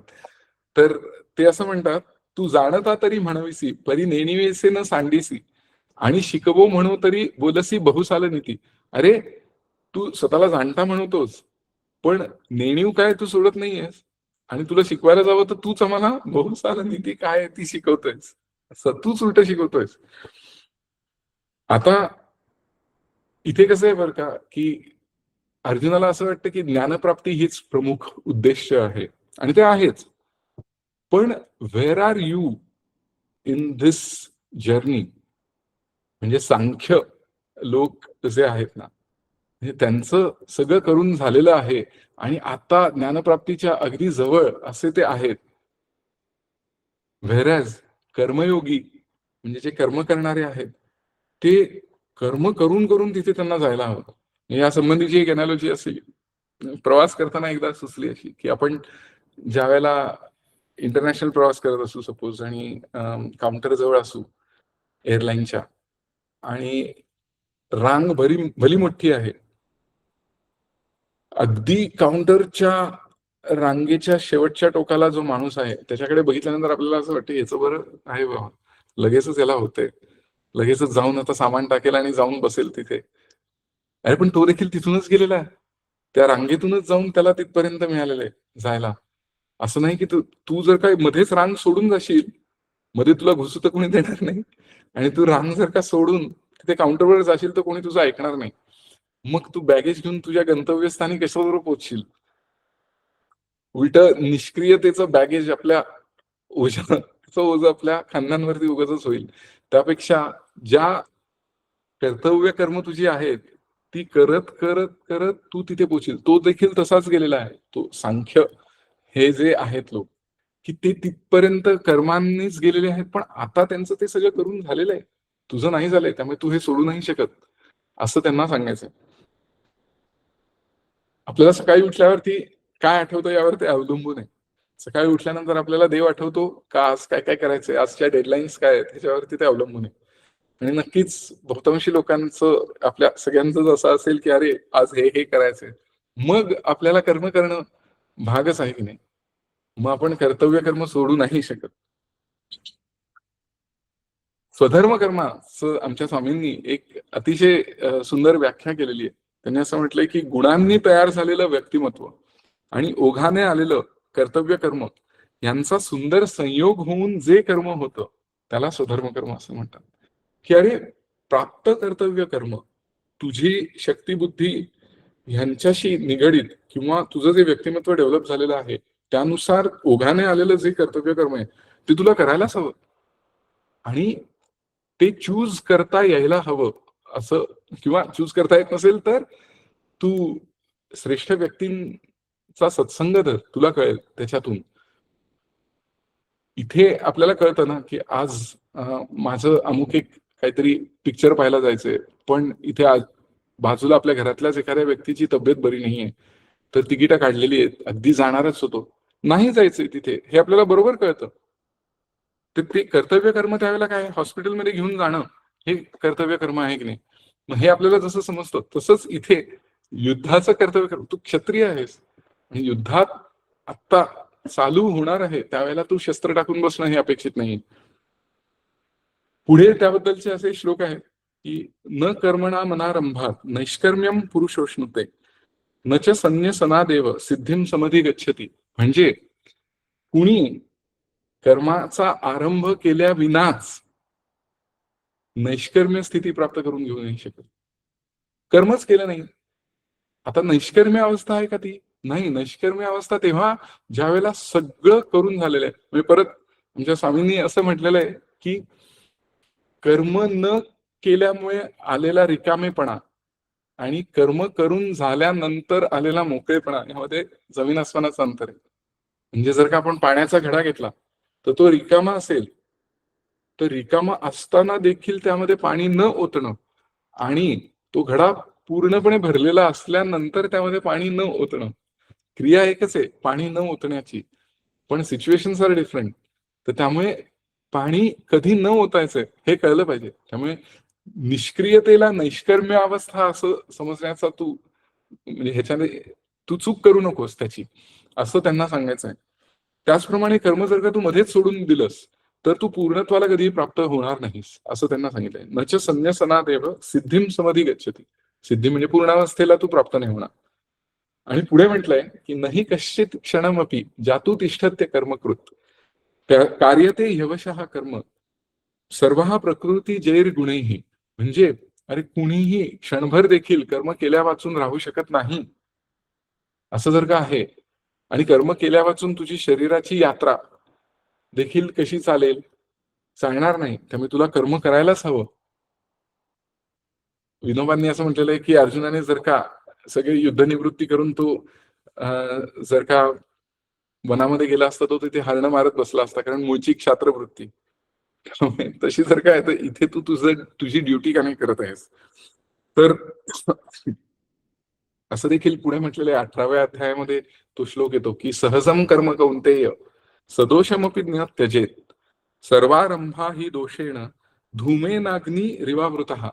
म्हणजे अरे दोष जरी असला, म्हणजे एखादं कर्म सदोष जरी असलं तरी सुद्धा त्याचा त्याग करू नकोस, ते कर. कारण प्रत्येक कर्मामध्ये ज्याप्रमाणे अग्नी हा धुरांनी आच्छादित असतो त्या प्रकारे प्रत्येक कर्म जे आहे त्यामध्ये काही ना काहीतरी दोष असतच, दोषांनी युक्त ते असतं. पण म्हणून त्याचा त्याग करू नये असं भगवान सांगतात. जे जे उचित आणि अवसरे करूनी प्राप्त ते कर्म हेतुरहित आचरे तू. इथे कर्मयोगाची प्रिन्सिपल सांगायला सुरुवात केली. आपल्याला असं वाटेल की उत्कृष्ट कर्म करतो आम्ही, तेवढं पुरेसं नाही का? ही तर बेसिक रिक्वायरमेंट आहेच आहे. आपण ज्या अर्थी बघितलं की कर्म मध्ये सोडून देणं नाही, त्याच्यानंतर कर्म नीटपणे झालंच पाहिजे. आता आपल्याला कर्मयोगाची प्रिन्सिपल्स म्हणल्यानंतर 2 प्रिन्सिपल्स माहिती आहेत. इथे देखील पहिली सुरुवातीला आपण बघितलं की कर्मण्येव अधिकार असते मा फलेषु कदाचन. म्हणजे कर्म करण्यावरती तुला अधिकार आहे, कर्म करण्याचा, आणि फळावरती तुझा अजिबात अधिकार नाही. म्हणजे इथे 2 गोष्टी कर्मयोगामध्ये येतात. ते म्हणजे कर्तृत्वाचा मद नसला पाहिजे आणि भोक्तृत्वाची आसक्ती नसली पाहिजे. कर्तृत्वाचा मधू आणि कर्मफळाचा आस्वादू या दोहीचे नाव बंधू कर्माचा की, याने कर्मबंध निर्माण होतील. तर त्यामुळे कर्तृत्वाचा मद नसला पाहिजे. आपल्याला समजून येतं किंवा लोक आपल्याला समजवतात की अरे नको बाळगूस, तुला जे वाटते की तुझ्यामध्येच आहे तसं नाहीये. एका एका ठिकाणी मी असं असलं की if I climbed your ego and jumped down to your IQ, I'd be dead before I hit the ground, असं एकाने म्हटलेलं आहे. त्यामुळे माणूस उगाच स्वतःला असं समजत असतो की अरे आपण खूप मोठे आहोत म्हणून आपल्याशिवाय हे होणारच नाही, आपण काय केलंय म्हणून. पण इगो आणि IQ याच्यामध्ये तुझं इतकं अंतर आहे असं आपल्याला दुसऱ्यांनी कोणीतरी सांगून ठेवण्याच्या पेक्षा आपल्याला समजलं बरं की I'd be dead before I hit the ground. इतकं अंतर आहे त्यामध्ये, असं आपल्याला स्वतःलाच आपले लिमिटेशन्स कळले पाहिजेत. आणि जरी का आपल्याला माहिती असेल की हा अमुक एक काम झालं माझ्याकडून चांगलं, तरी त्यामध्ये हुरळून जाऊ नकोस. का? कारण ते काम होण्यामागे कितीतरी गोष्टी बरोबर झाल्या ज्या तुझ्या हातात नव्हत्या. प्राप्त परिस्थिती, सामुग्री, साधनं, ती काम करण्याची, ते सगळं it all came at the right time. आणि तुझे प्रयत्न झाले. पण ते प्रयत्न करण्याच्यासाठी म्हणून आतून तुला शक्ती कोणी दिली? शक्ती, बुद्धी ईश्वराने दिली. त्यामुळे आपल्याला हे कळतं की हा आपण हे केलं, पण त्याचं आपण कर्तृत्वाचा मधू नसला पाहिजे असं म्हटलेलं आहे ना. म्हणजे अजिबातच अरे सगळं काही केलं आणि नाही ना असं काहीतरी वाटून नाही घ्यायचं, म्हणजे असं अननॅचरल सांगितलेलं नाहीये. पण असं म्हटलेलं आहे की त्याचा मी नसतो तर काय, असं होऊन देऊ नकोस. आणि भोक्तृत्वाची आसक्ती म्हणजे कर्म करत असतानाच अरे मला यातून काय फळ प्राप्त होईल, त्याबद्दलच आपण जर का तारे तोडत राहिलो तर मग आपल्याला कर्म तन्मयता जी आहे कर्म करण्यातली ती निघून जाईल. तर ह्या दोन मुख्य गोष्टी कर्मयोगातल्या आहेत ज्या आपण विसरून जाता कामा नये. आणि ह्याच गोष्टी उपासनेच्या कर्मांसंबंधी सुद्धा आहे. म्हणजे आपण जर का बघितलं ना की बुद्धियोग मगाशी जे बघितलं की ईश्वर प्राप्ती होण्याच्यासाठी जो केला जातो तो बुद्धियोग, त्यामध्ये कर्मयोग अंतर्भूतच आहे हे अर्जुन विसरला होता. त्या कर्मयोगामध्ये नेहमीच दैनंदिन कर्म देखील आलं आणि उपासनेचं कर्म देखील आलं. म्हणजे उपासनेचं कर्म करताना सुद्धा जर का आपण कर्तृत्वाचा मद आणि अरे काय ध्यान लागलं आपलं, कोणाचं लागतं का असं, असं काहीतरी आपण म्हणायला लागलो की गेलो. म्हणजे कधी ते आपला प्रॉब्लेम होईल कळणार पण नाही आपल्याला. पण तिथे देखील हे अजिबात किंवा विषय म्हणजे फल वेगवेगळे कर्मफल आहेत की ते कसे मी उपभोग घेईन त्यांचा, हे तू करू नकोस त्यावेळेला उपासनेचं कर्म करताना सुद्धा. नाहीतर मग ते कर्म जे आहे ते यज्ञार्थ कर्म होणार नाही असं भगवंतांना सांगायचं. यज्ञार्थ कर्म म्हणजे काय, तर ईश्वर प्रित्यर्थ केलेलं कुठलंही काम ही देवाची पूजा आहे या भावनेने केलेलं आणि देवाच्या प्राप्तीसाठी केलेली साधना अशी म्हणजे उपासना अशी त्यामागची भूमिका असलेलं कर्म म्हणजे यज्ञार्थ कर्म. ते यज्ञार्थ कर्म जर का असेल तर मग बंधनं निर्माण होणार नाही. यज्ञार्थात कर्मण्यत्र लोकोयम कर्मबंधना. यज्ञार्थ कर्म सोडून अन्यत्र कर्म जे आहे त्याने कर्मबंध निर्माण होतात. लोकोयम कर्मबंधना तदर्थम कर्म कौंतेय मुक्त संघ समाचार. म्हणजे अरे तू आसक्तीरहित उत्कृष्ट कर्म कर, आसक्तीरहित होऊन कर, म्हणजे मग तू मोकळा राहशील. नाहीतर मग काय होईल की सतत त्या कर्माशी आपण असोसिएटेड राहतो, कर्मफलाशी असोसिएटेड राहतो. हे अमुक एक झालं, आता याच्यातून मला काय मिळेल, मग पुढे कसं अजून प्रॉफिट करायचं, मग त्यासाठी अजून कोणाला हायर करायचं, सगळं सारखं त्याच विषयी आपण जर का राहिलो तर मग रजसस्तु फलम दुःखम असं जे पुढे म्हटलेलं आहे ते शेवटी दुःखच येतं. आणि सोडूनच दिलं, केलंच नाही तर अज्ञानम तमसहा फलम असं म्हटलेलं आहे. तर तेच देखील नकोय आपल्याला. सात्विकम निर्मलम फलम, हे सात्विक कर्म जे आहे त्याच्याने निर्मळ होईल मन आणि चित्तशुद्धी होईल, ज्याकरता कर्मयोग आचरला जातोय. त्यामुळे ते सात्विक कर्म असायला हवं, पण ते कर्मयोगांच्या धारणानुसार असायला हवं असं देखील सांगितलंय. तर ह्यामध्ये स्वामीजींनी यज्ञ म्हणजे यज्ञार्थ कर्म आपण करतो की नाही, ते यज्ञाशी कसं बरं, म्हणजे यज्ञामध्ये कसा तो यज्ञ असला पाहिजे, तर त्यामध्ये कशाच्या समिधा असल्या पाहिजेत, तर कर्माच्या समिधा असल्या पाहिजे. स्वार्थाचा होम केला पाहिजे, ज्ञानाचा अग्नी असला पाहिजे, चित्ताच्या वेदीवरती हा यज्ञ झाला पाहिजे. आणि ज्ञानाचा अग्नी असल्याने पाप राहणारच नाही, म्हणजे अशुद्धी काही होणार नाही, चित्तशुद्धी होऊन जाईल.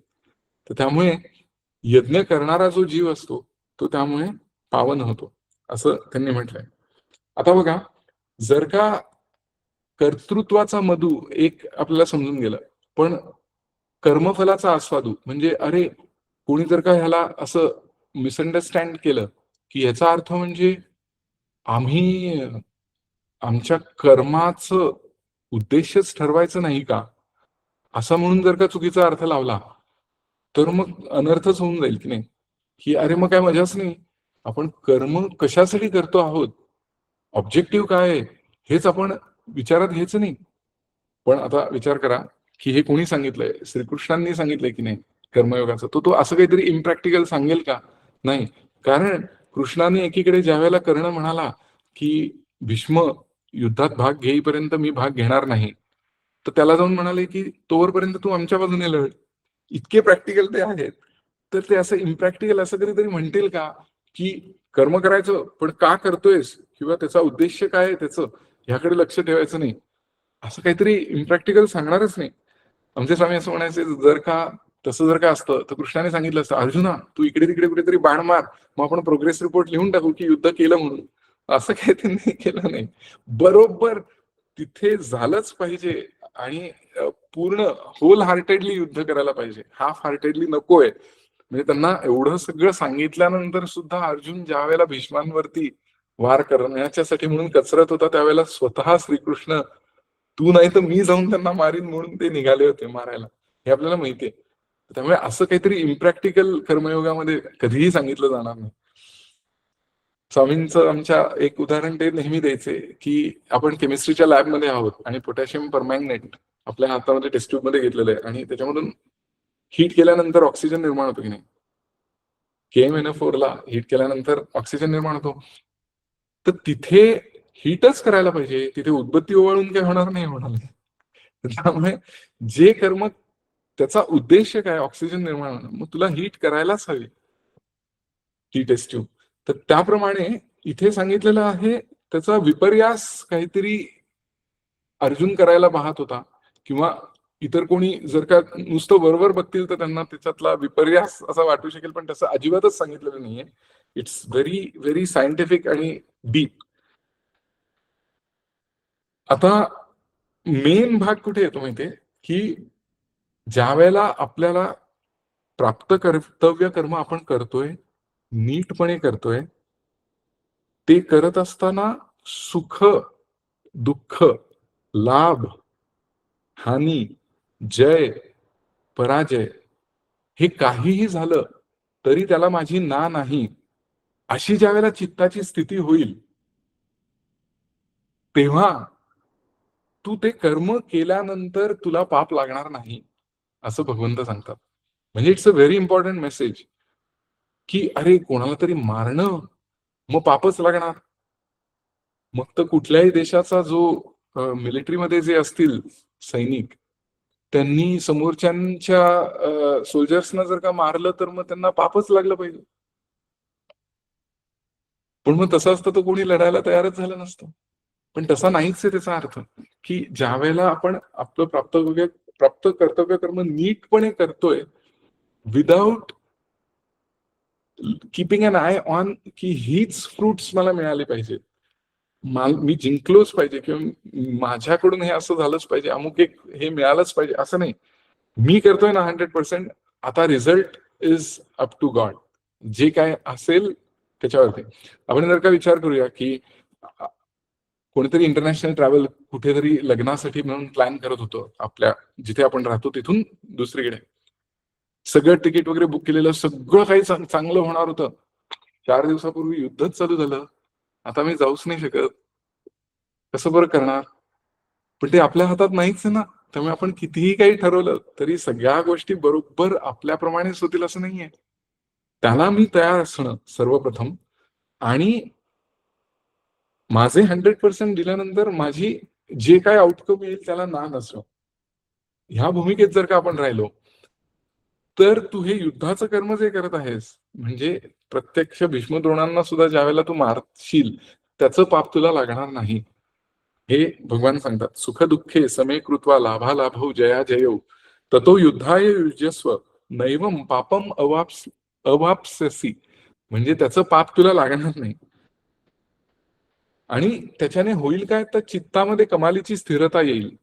म्हणजे स्वामी स्वरूपानंद भावार्थ गीतेमध्ये असं म्हणतात की न ढळे चित्ती जरी उसळती सुख दुःखाच्या लाटा स्थिर स्वरूपी बुद्धी जाहली ते स्थैर्य नरश्रेष्ठा. म्हणजे स्थिर स्वरूपी ज्या वेळेला बुद्धी राहील त्यावेळेला ते स्थैर्य आहे. तो अल्टिमेट भाग झाला. पण इथे सुखदुःखांनी फार विचलित न होणं हे स्थैर्य जरी आपण बघितलं तर ते आपण कर्मयोगाच्या प्रिन्सिपल्स नुसार ज्यावेळेला कर्म आचरू त्यावेळेला आपल्याला कळून येईल की स्थिरता स्थैर्य निर्माण झालंय बरं का. त्यामुळे कर्माचा कर्तेपणा ज्या वेळेला आपण आपल्याकडे घेऊ त्यावेळेला बंध आलेच आले आणि मग त्याचं पाप पुण्य जे काही आहे ते आपल्याला बांधून टाकणार. पुण्य जरी असलं तरी सुद्धा ते आपल्याला बांधून टाकणार. मोकळं जर का व्हायचं असेल आणि आपण सगळेजण ह्याबद्दल अध्यात्माबद्दल गोडी आहोत म्हणून तर आज जमलेलो आहोत. त्यामुळे आपल्याला हे साधायचंय. तर हे साधण्याच्यासाठी म्हणून कशा प्रकारे कर्म आपली छोट्यातली छोटी कर्म कशी करावी या संबंधी भगवान आपल्याला ट्रेन करत आहेत. त्यांनी म्हटलंय की कर्म जर का सोडलंस तर संसारही लटका आणि परमार्थही लटका. पण कर्मातूनच मोक्षाकडे वाटचाल होईल जर का तू ह्या प्रकारे कर्म केलंस म्हणजे कर्मयोगाच्या आधारे असं सांगणारा एक अतिशय सुंदर गीत आहे. ते गीत आपण पाहू आणि मग काही वेळातच आपलं शेवटाकडे आपण जाणार आहोत.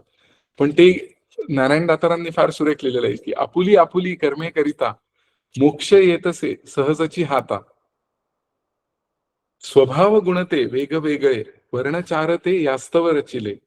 म्हणजे जे 4 वर्ण आहेत चातुर्वर्ण्य पद्धत हे का बरं रचली गेली तर स्वभाव गुणते वेगवेगळे. प्रत्येकाचे वेगवेगळे गुण प्रत्येकाचे विविध टॅलेंट्स आहेत. एक क्षत्रिय असेल म्हणून सगळेजण क्षत्रिय नाही ना होऊ शकत. एखाद्याचं कॉमर्स मध्ये असेल वाणिज्य, एखाद्याचं ज्ञानदानाकडे असेल, एखाद्याचं सर्व्हिस मध्ये असेल. असे 4 प्रकारचे जे आहेत तर स्वभाव गुण ते वेगवेगळे वर्णचार ते यास्तव रचिले गुणभेदाने प्रत्येकाचे कर्म निराळे होय भारता आपुली आपुली कर्मे करिता मोक्ष येतसे सहजची हाता. पुढे म्हणतात की कर्म कसं झालं पाहिजे. सर्वात्मक तो प्रभू परमेश्वर विश्व व्यापिले जये चराचर स्वकर्म कुसुमी त्यासी पूजिता जीवनास बघ ये कृतार्थता. आता इथे अजून एक वेगळा म्हणजे हे जे यज्ञार्थ कर्म आपण म्हणतोय ना ते प्रत्येक काम ही ईश्वराची पूजा या अर्थाने झाली पाहिजे असं त्यांनी सांगितलेलं आहे. ईश्वर प्रित्यर्थ. मग तसं स्वकर्म कुसुमांचं पुष्प त्याने त्याचं पूजन स्वकर्म कुसुम म्हणजे इथे सौम्यपणा देखील आलेला आहे. सौम्यपणा म्हणजे नाहीतर मग ते पुष्प अर्पण होणारच नाही आपल्याकडून. मग सौम्यपणा कुठला की ज्यावेळेला कर्तृत्वाचा मत नाहीये त्यावेळेला मग त्याने जीवनास कृतार्थता येईल.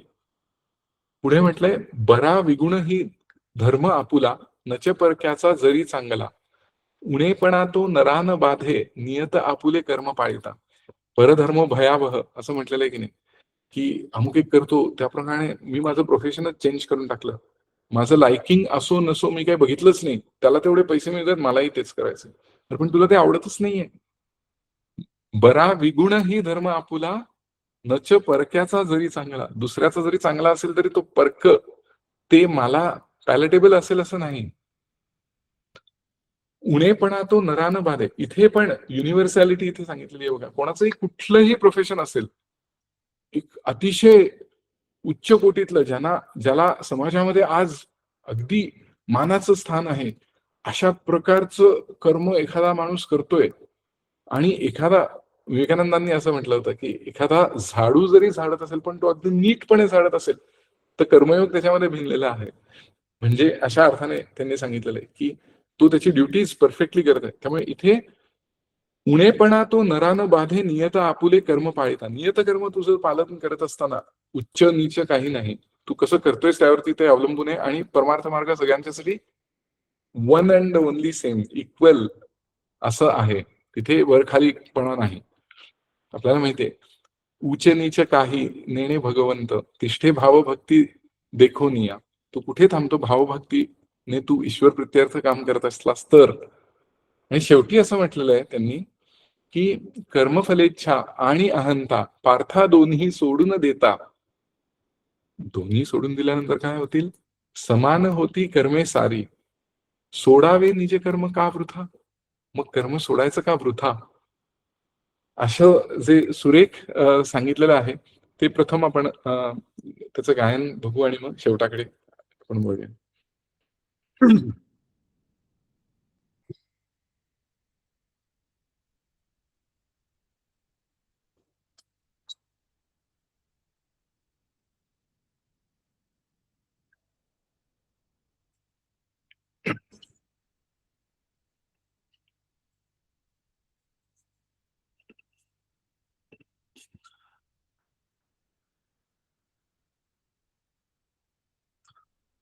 आपुली आपुली कर्मे करिता मोक्ष येतसे सहजची हाता. आपुली आपुली कर्मे करिता मोक्ष येतसे सहजची हाता. आपुली आपुली कर्मे करिता मोक्ष येतसे सहजची हाता. मोक्ष येतसे सहजची हाता. आपुली आपुली कर्मे करिता मोक्ष येतसे सहजची हाता. स्वभाव गुण ते वेग वेगळे, स्वभाव गुण ते वेग वेगळे. वर्णचार ते यास्तव रचिले, वर्णचार ते यास्तव रचिले.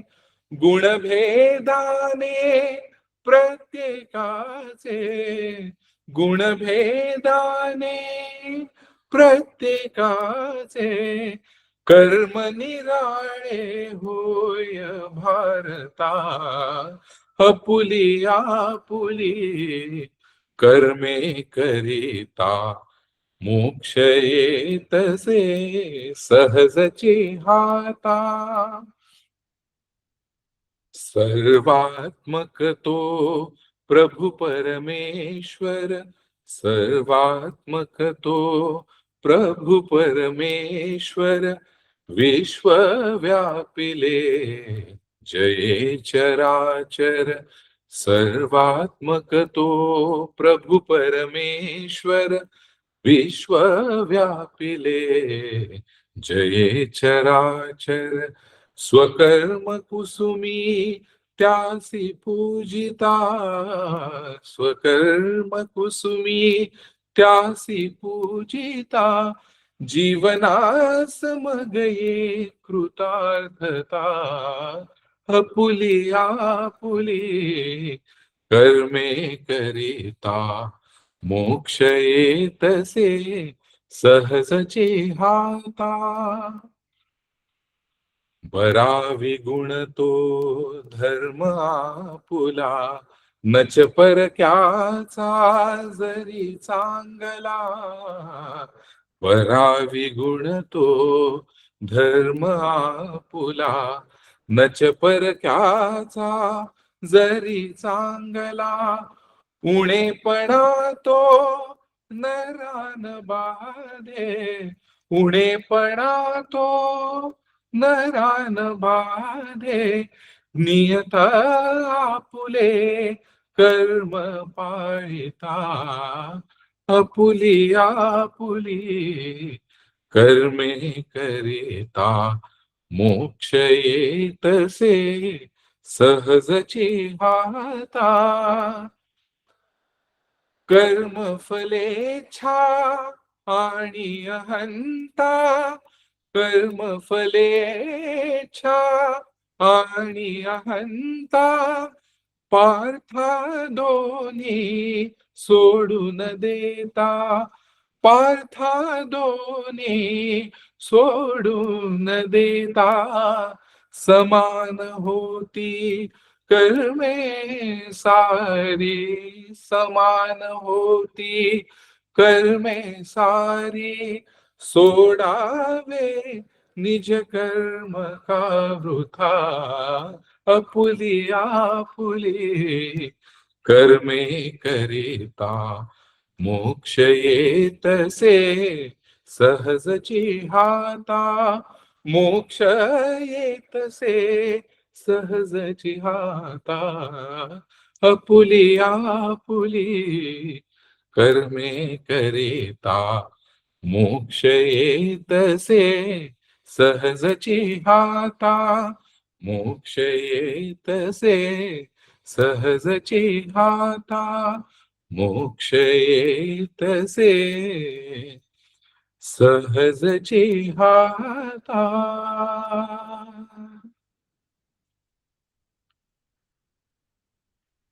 तर अशा रीतीने आपली नेहमीची दैनंदिन कर्म करत असतानाच मोक्षप्राप्तीची वाटचाल आपली होत राहील जर का आपण त्या अनुषंगाने कर्मयोगाच्या अनुषंगाने आपण कर्म म्हणजे दरवेळेला आपल्याला असं राहायला हवं की काय अगदी होते की नाही मग त्याच टेन्शन आहे की कर्मयोगाच्या आधारे होतंय की नाही असं काही करू नकोस. एकतर तुझं कर्म तुला करायला आवडतं की नाही कुठलंही आपल्याला म्हणजे कर्म मधून सोडून द्यायचं हा आपल्याकडे प्रॉब्लेम नाहीच आहे म्हणजे आपण कोणी असं नाही करणार उलट वर्कहॉलिक असं जे आपलं होतं की अरे अजून अजून अजून अजून करतो तर ते रजोगुणाने युक्त आणि त्याने रजोगुणच वाढला जातोय असं जे आपलं होतं ते कमी करण्याचा आपण प्रयत्न करायचा. आणि रजोगुण का शांत झाला पाहिजे हे पुढे देखील 6व्या अध्यायामध्ये सांगितलेलं आहे की प्रशांत मनसम ह्येनम योगिनम सुखमुत्तमम उपैती शांत रजसम ब्रह्मभूतम कल्मशम. म्हणजे रजस ज्या वेळेला शांत होईल त्याच वेळेला पुढे तू ह्याच्यामध्ये ध्यानयोगामध्ये पारंगत होशील आणि म्हणजे मन स्थिर होईल शांत होईल आणि मग पुढल्या गोष्टी होऊन जातील. तर त्यामुळे रजस शांत होणं हे महत्वाचं आहे.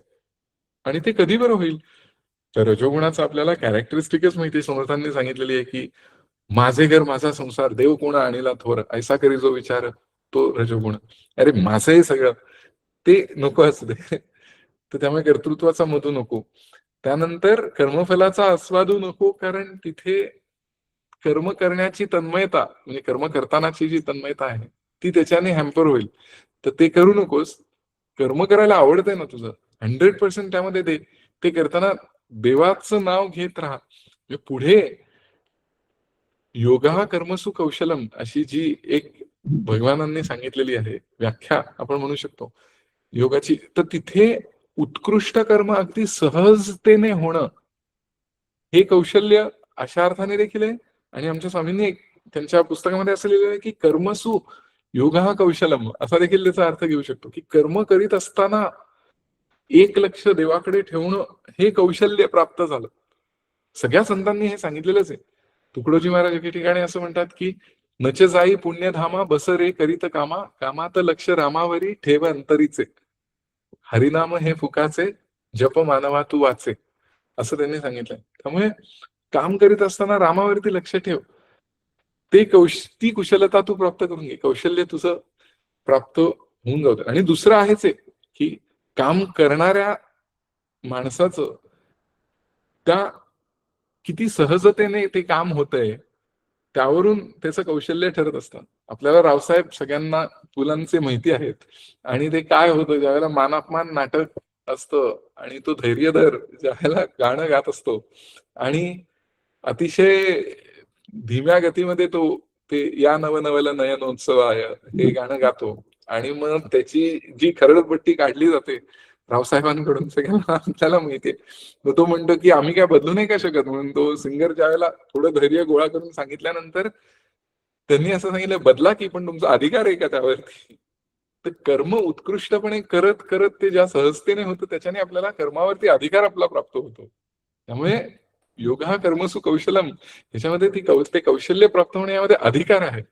पुढे त्यांनी असं देखील म्हणलेलं आहे, म्हणजे गमतीचा भाग म्हणून, तुम्ही ती दीनानाथ मंगेशकरांनी घेतलेली तान गाऊन दाखवा, मूळव्या जातो की नाही बघा. अशा रीतीने ते पुढे सांगतात.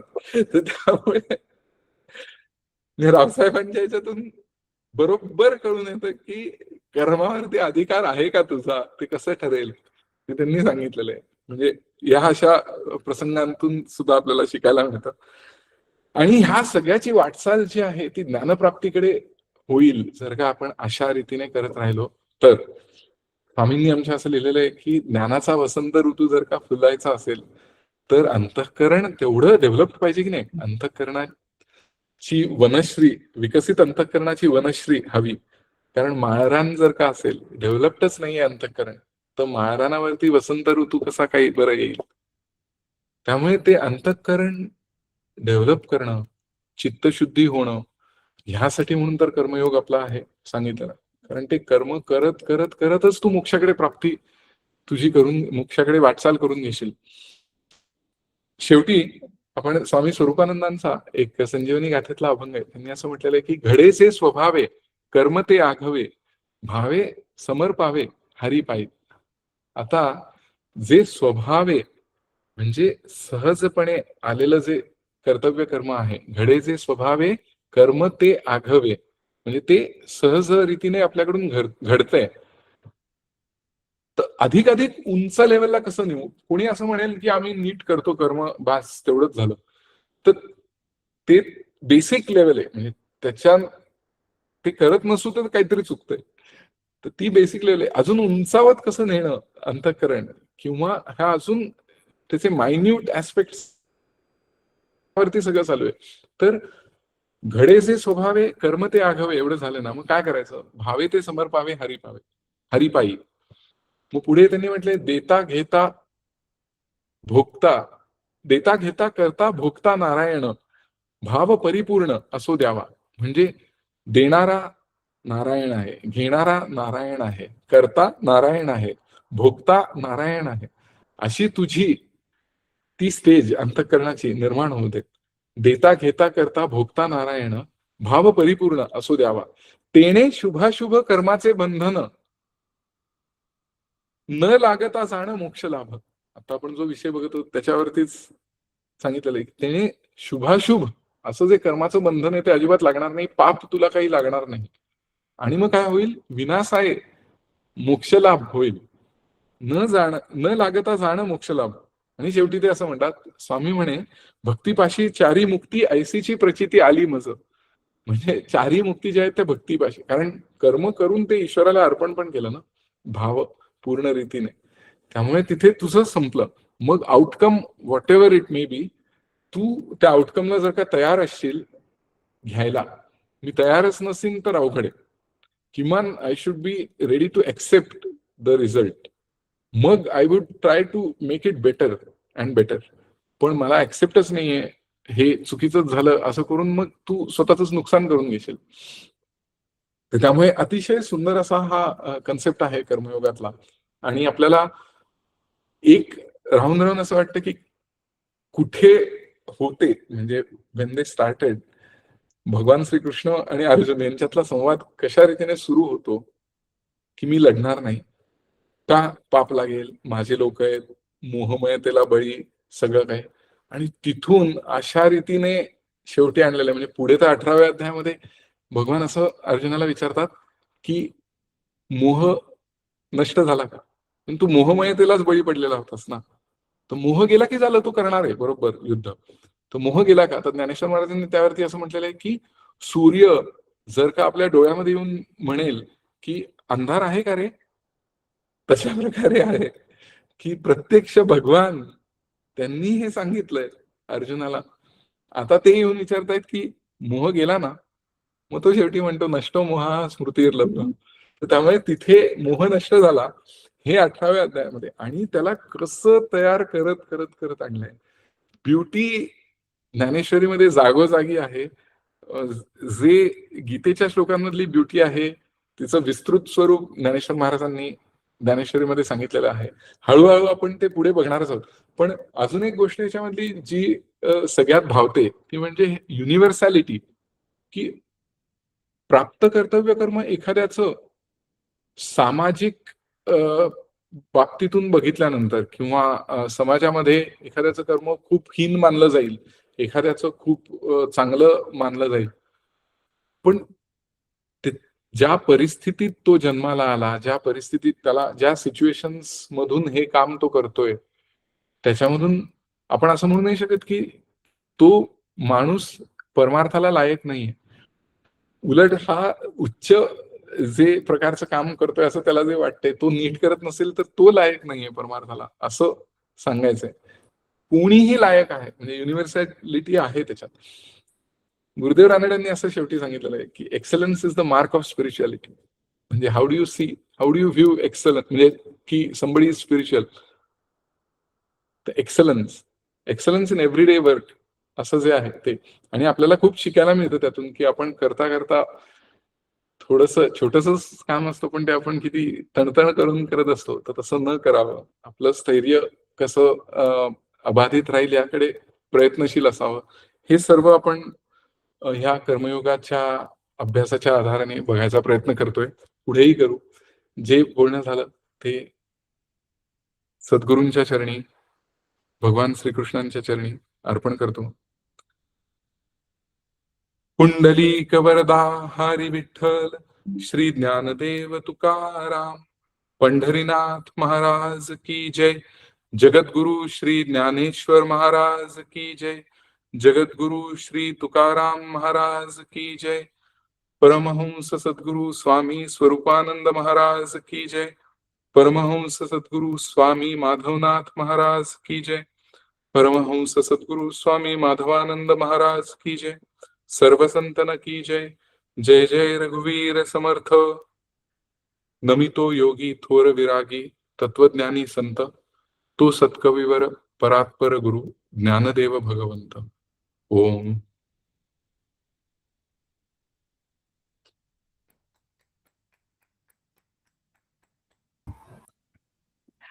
वा. कृपा वाटला. हे आता एवढं सुंदर प्रवचन झाल्यानंतर आम्ही काही बोलणं म्हणजेच फार दुरापास्त येते. पण धन्यवाद तुम्हाला. मी म्हटल्याप्रमाणे इतकं क्लिष्ट असलेलं असं आम्हाला वाटलेलं ते ज्ञान तुम्ही इतक्या सरळ ओघवते आणि सुंदर शब्दात मांडलं. त्याला इतके सगळे रेफरन्सेस, इतके सुंदर सुंदर कित्येक संतांचे आणि ह्यांचे तुम्ही त्याला रेफरन्सेस दिले. इतकं अप्रतिम वाटलं. म्हणजे मला एक पटकन तो गीतेतला श्लोक आठवला, नही ज्ञाने न सदृशम पवित्रमिह विद्यते. त्यानुसार म्हणजे एवढं ज्ञान, एवढी पवित्रता आम्हाला सर्वांना अनुभवाला आली. त्याबद्दल तुमचे खरोखर धन्यवाद. म्हणजे मी म्हणेन शुभारंभाचा प्रयोग अत्यंत सक्सेसफुल झाला आपला. आणि पुढे पुढे असंच करत राहू. आणि म्हणजे मला वाटतं सगळ्यांसाठीच हे खूप ज्ञानवर्धक होतं असं मला वाटतं. पण आपण ओपन करूया. अजून कोणाला काही भावना व्यक्त करता असतील किंवा काही प्रश्न उत्तर असतील तर आपण पटकन थोडक्यात ते घेऊया. तर कोणाला काही भावना व्यक्त करायची असतील. हा, आता मतदार बोलतोय. काय म्हणा. ऍक्च्युली हा बेस्ट थिंग याची आजच्या प्रवचनाची ही होती, मला वाटतं की निष्क्रियता आणि निष्काम कर्म हा जो मेन जो बेसिक डिफरन्स तो आउटलाईन केला ना, तो सर्वात महत्वाचा होता. आणि त्याच्यामधून मोकळं होऊन स्वस्वरूपाकडे जाणं हेच म्हणजे परफेक्ट आहे असं मला ते जाणवलं प्रत्येक याच्यामध्ये तुझ्या सांगण्यामधनं. आणि ते आता तुझे अभंग किंवा जे म्हटले स्वामी स्वरूपानंदांचे आणि ज्या काही तुझे रेफरन्सेस दिले, तर मला तरी ते हेच वाटलं की अजूनही त्याच्यामध्ये आहे, पण ही बेसिक थीम आहे असं मला बरोबर. वाटतं. आणि खरंच छान झालं. आणि आपण असंच कंटिन्यू करूया परत. हो, धन्यवाद.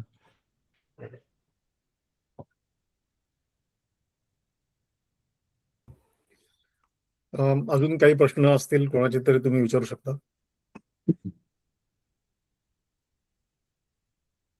आणि आपण ठरवल्याप्रमाणे असे आपण सेशन्स रेग्युलरली घेणार आहोत पुढे अजून काही दिवसांनी. आता मला वाटतं मृणालिनी आपण त्याच्या लिंक्स परत शेअर करू त्या सगळ्यांबरोबर. पण आम्हालाही हे बघायचंच होतं की कशा प्रकारे हा पुढे जातोय. पण ऑलरेडी आम्ही अजून 3 सेशन्स ऑलरेडी प्लॅन केलेले आहेत. त्याचे लिंक्स लवकरात लवकर पाठवू. पण पुन्हा एकदा मनापासून धन्यवाद. अतुलजी नमस्कार, धन्यवाद. गायत्रीजी तुमचे पण धन्यवाद. आणि परत आपण थोडक्यात भेटूच या लवकरात लवकर.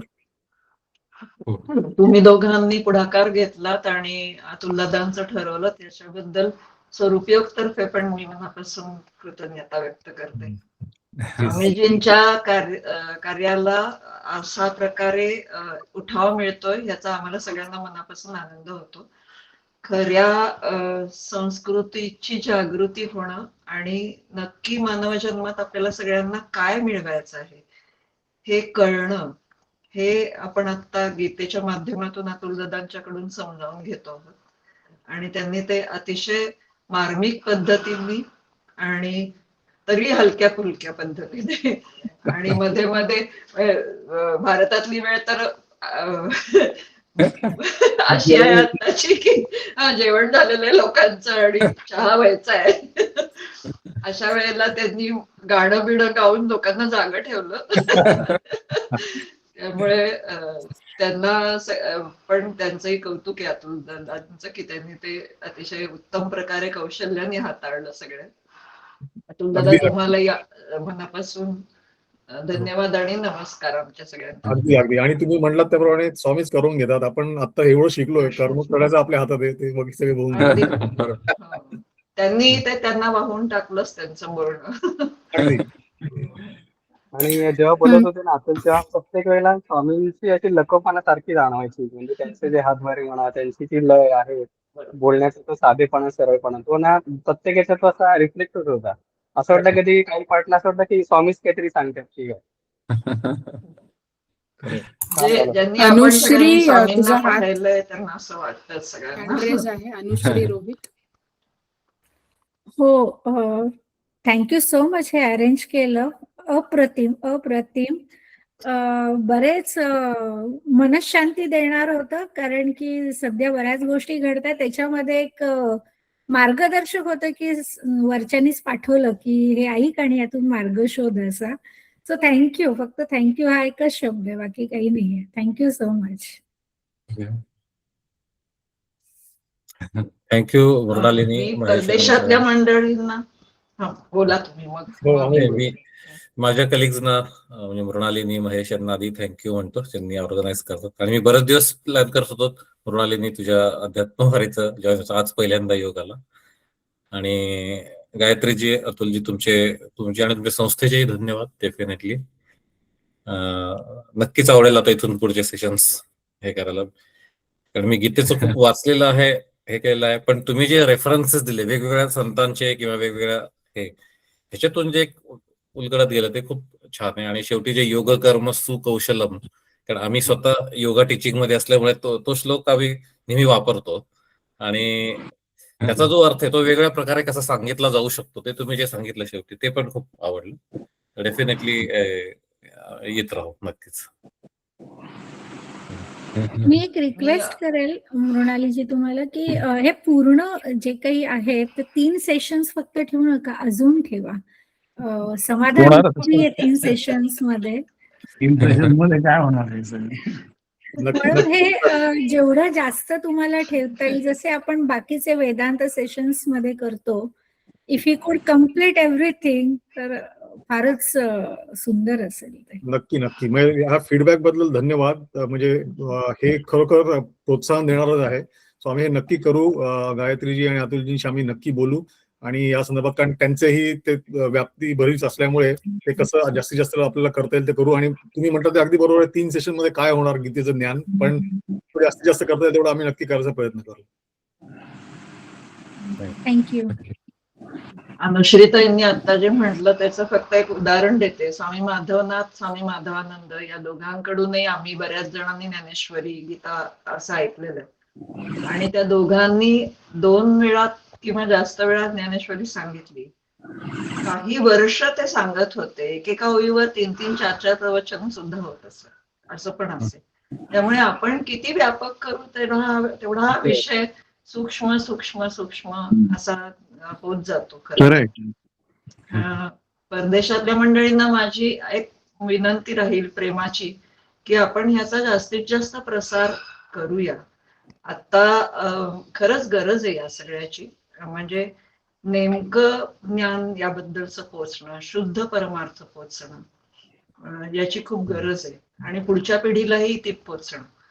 त्यामुळे अतुलदादांसारखे तरुण मंडळी हे सगळं सांगतायत आणि त्यांच्या क्षेत्रामध्ये अत्यंत उच्च पदावरती किंवा उच्च विद्या विभूषित असलेली ही मंडळी आहेत सगळी.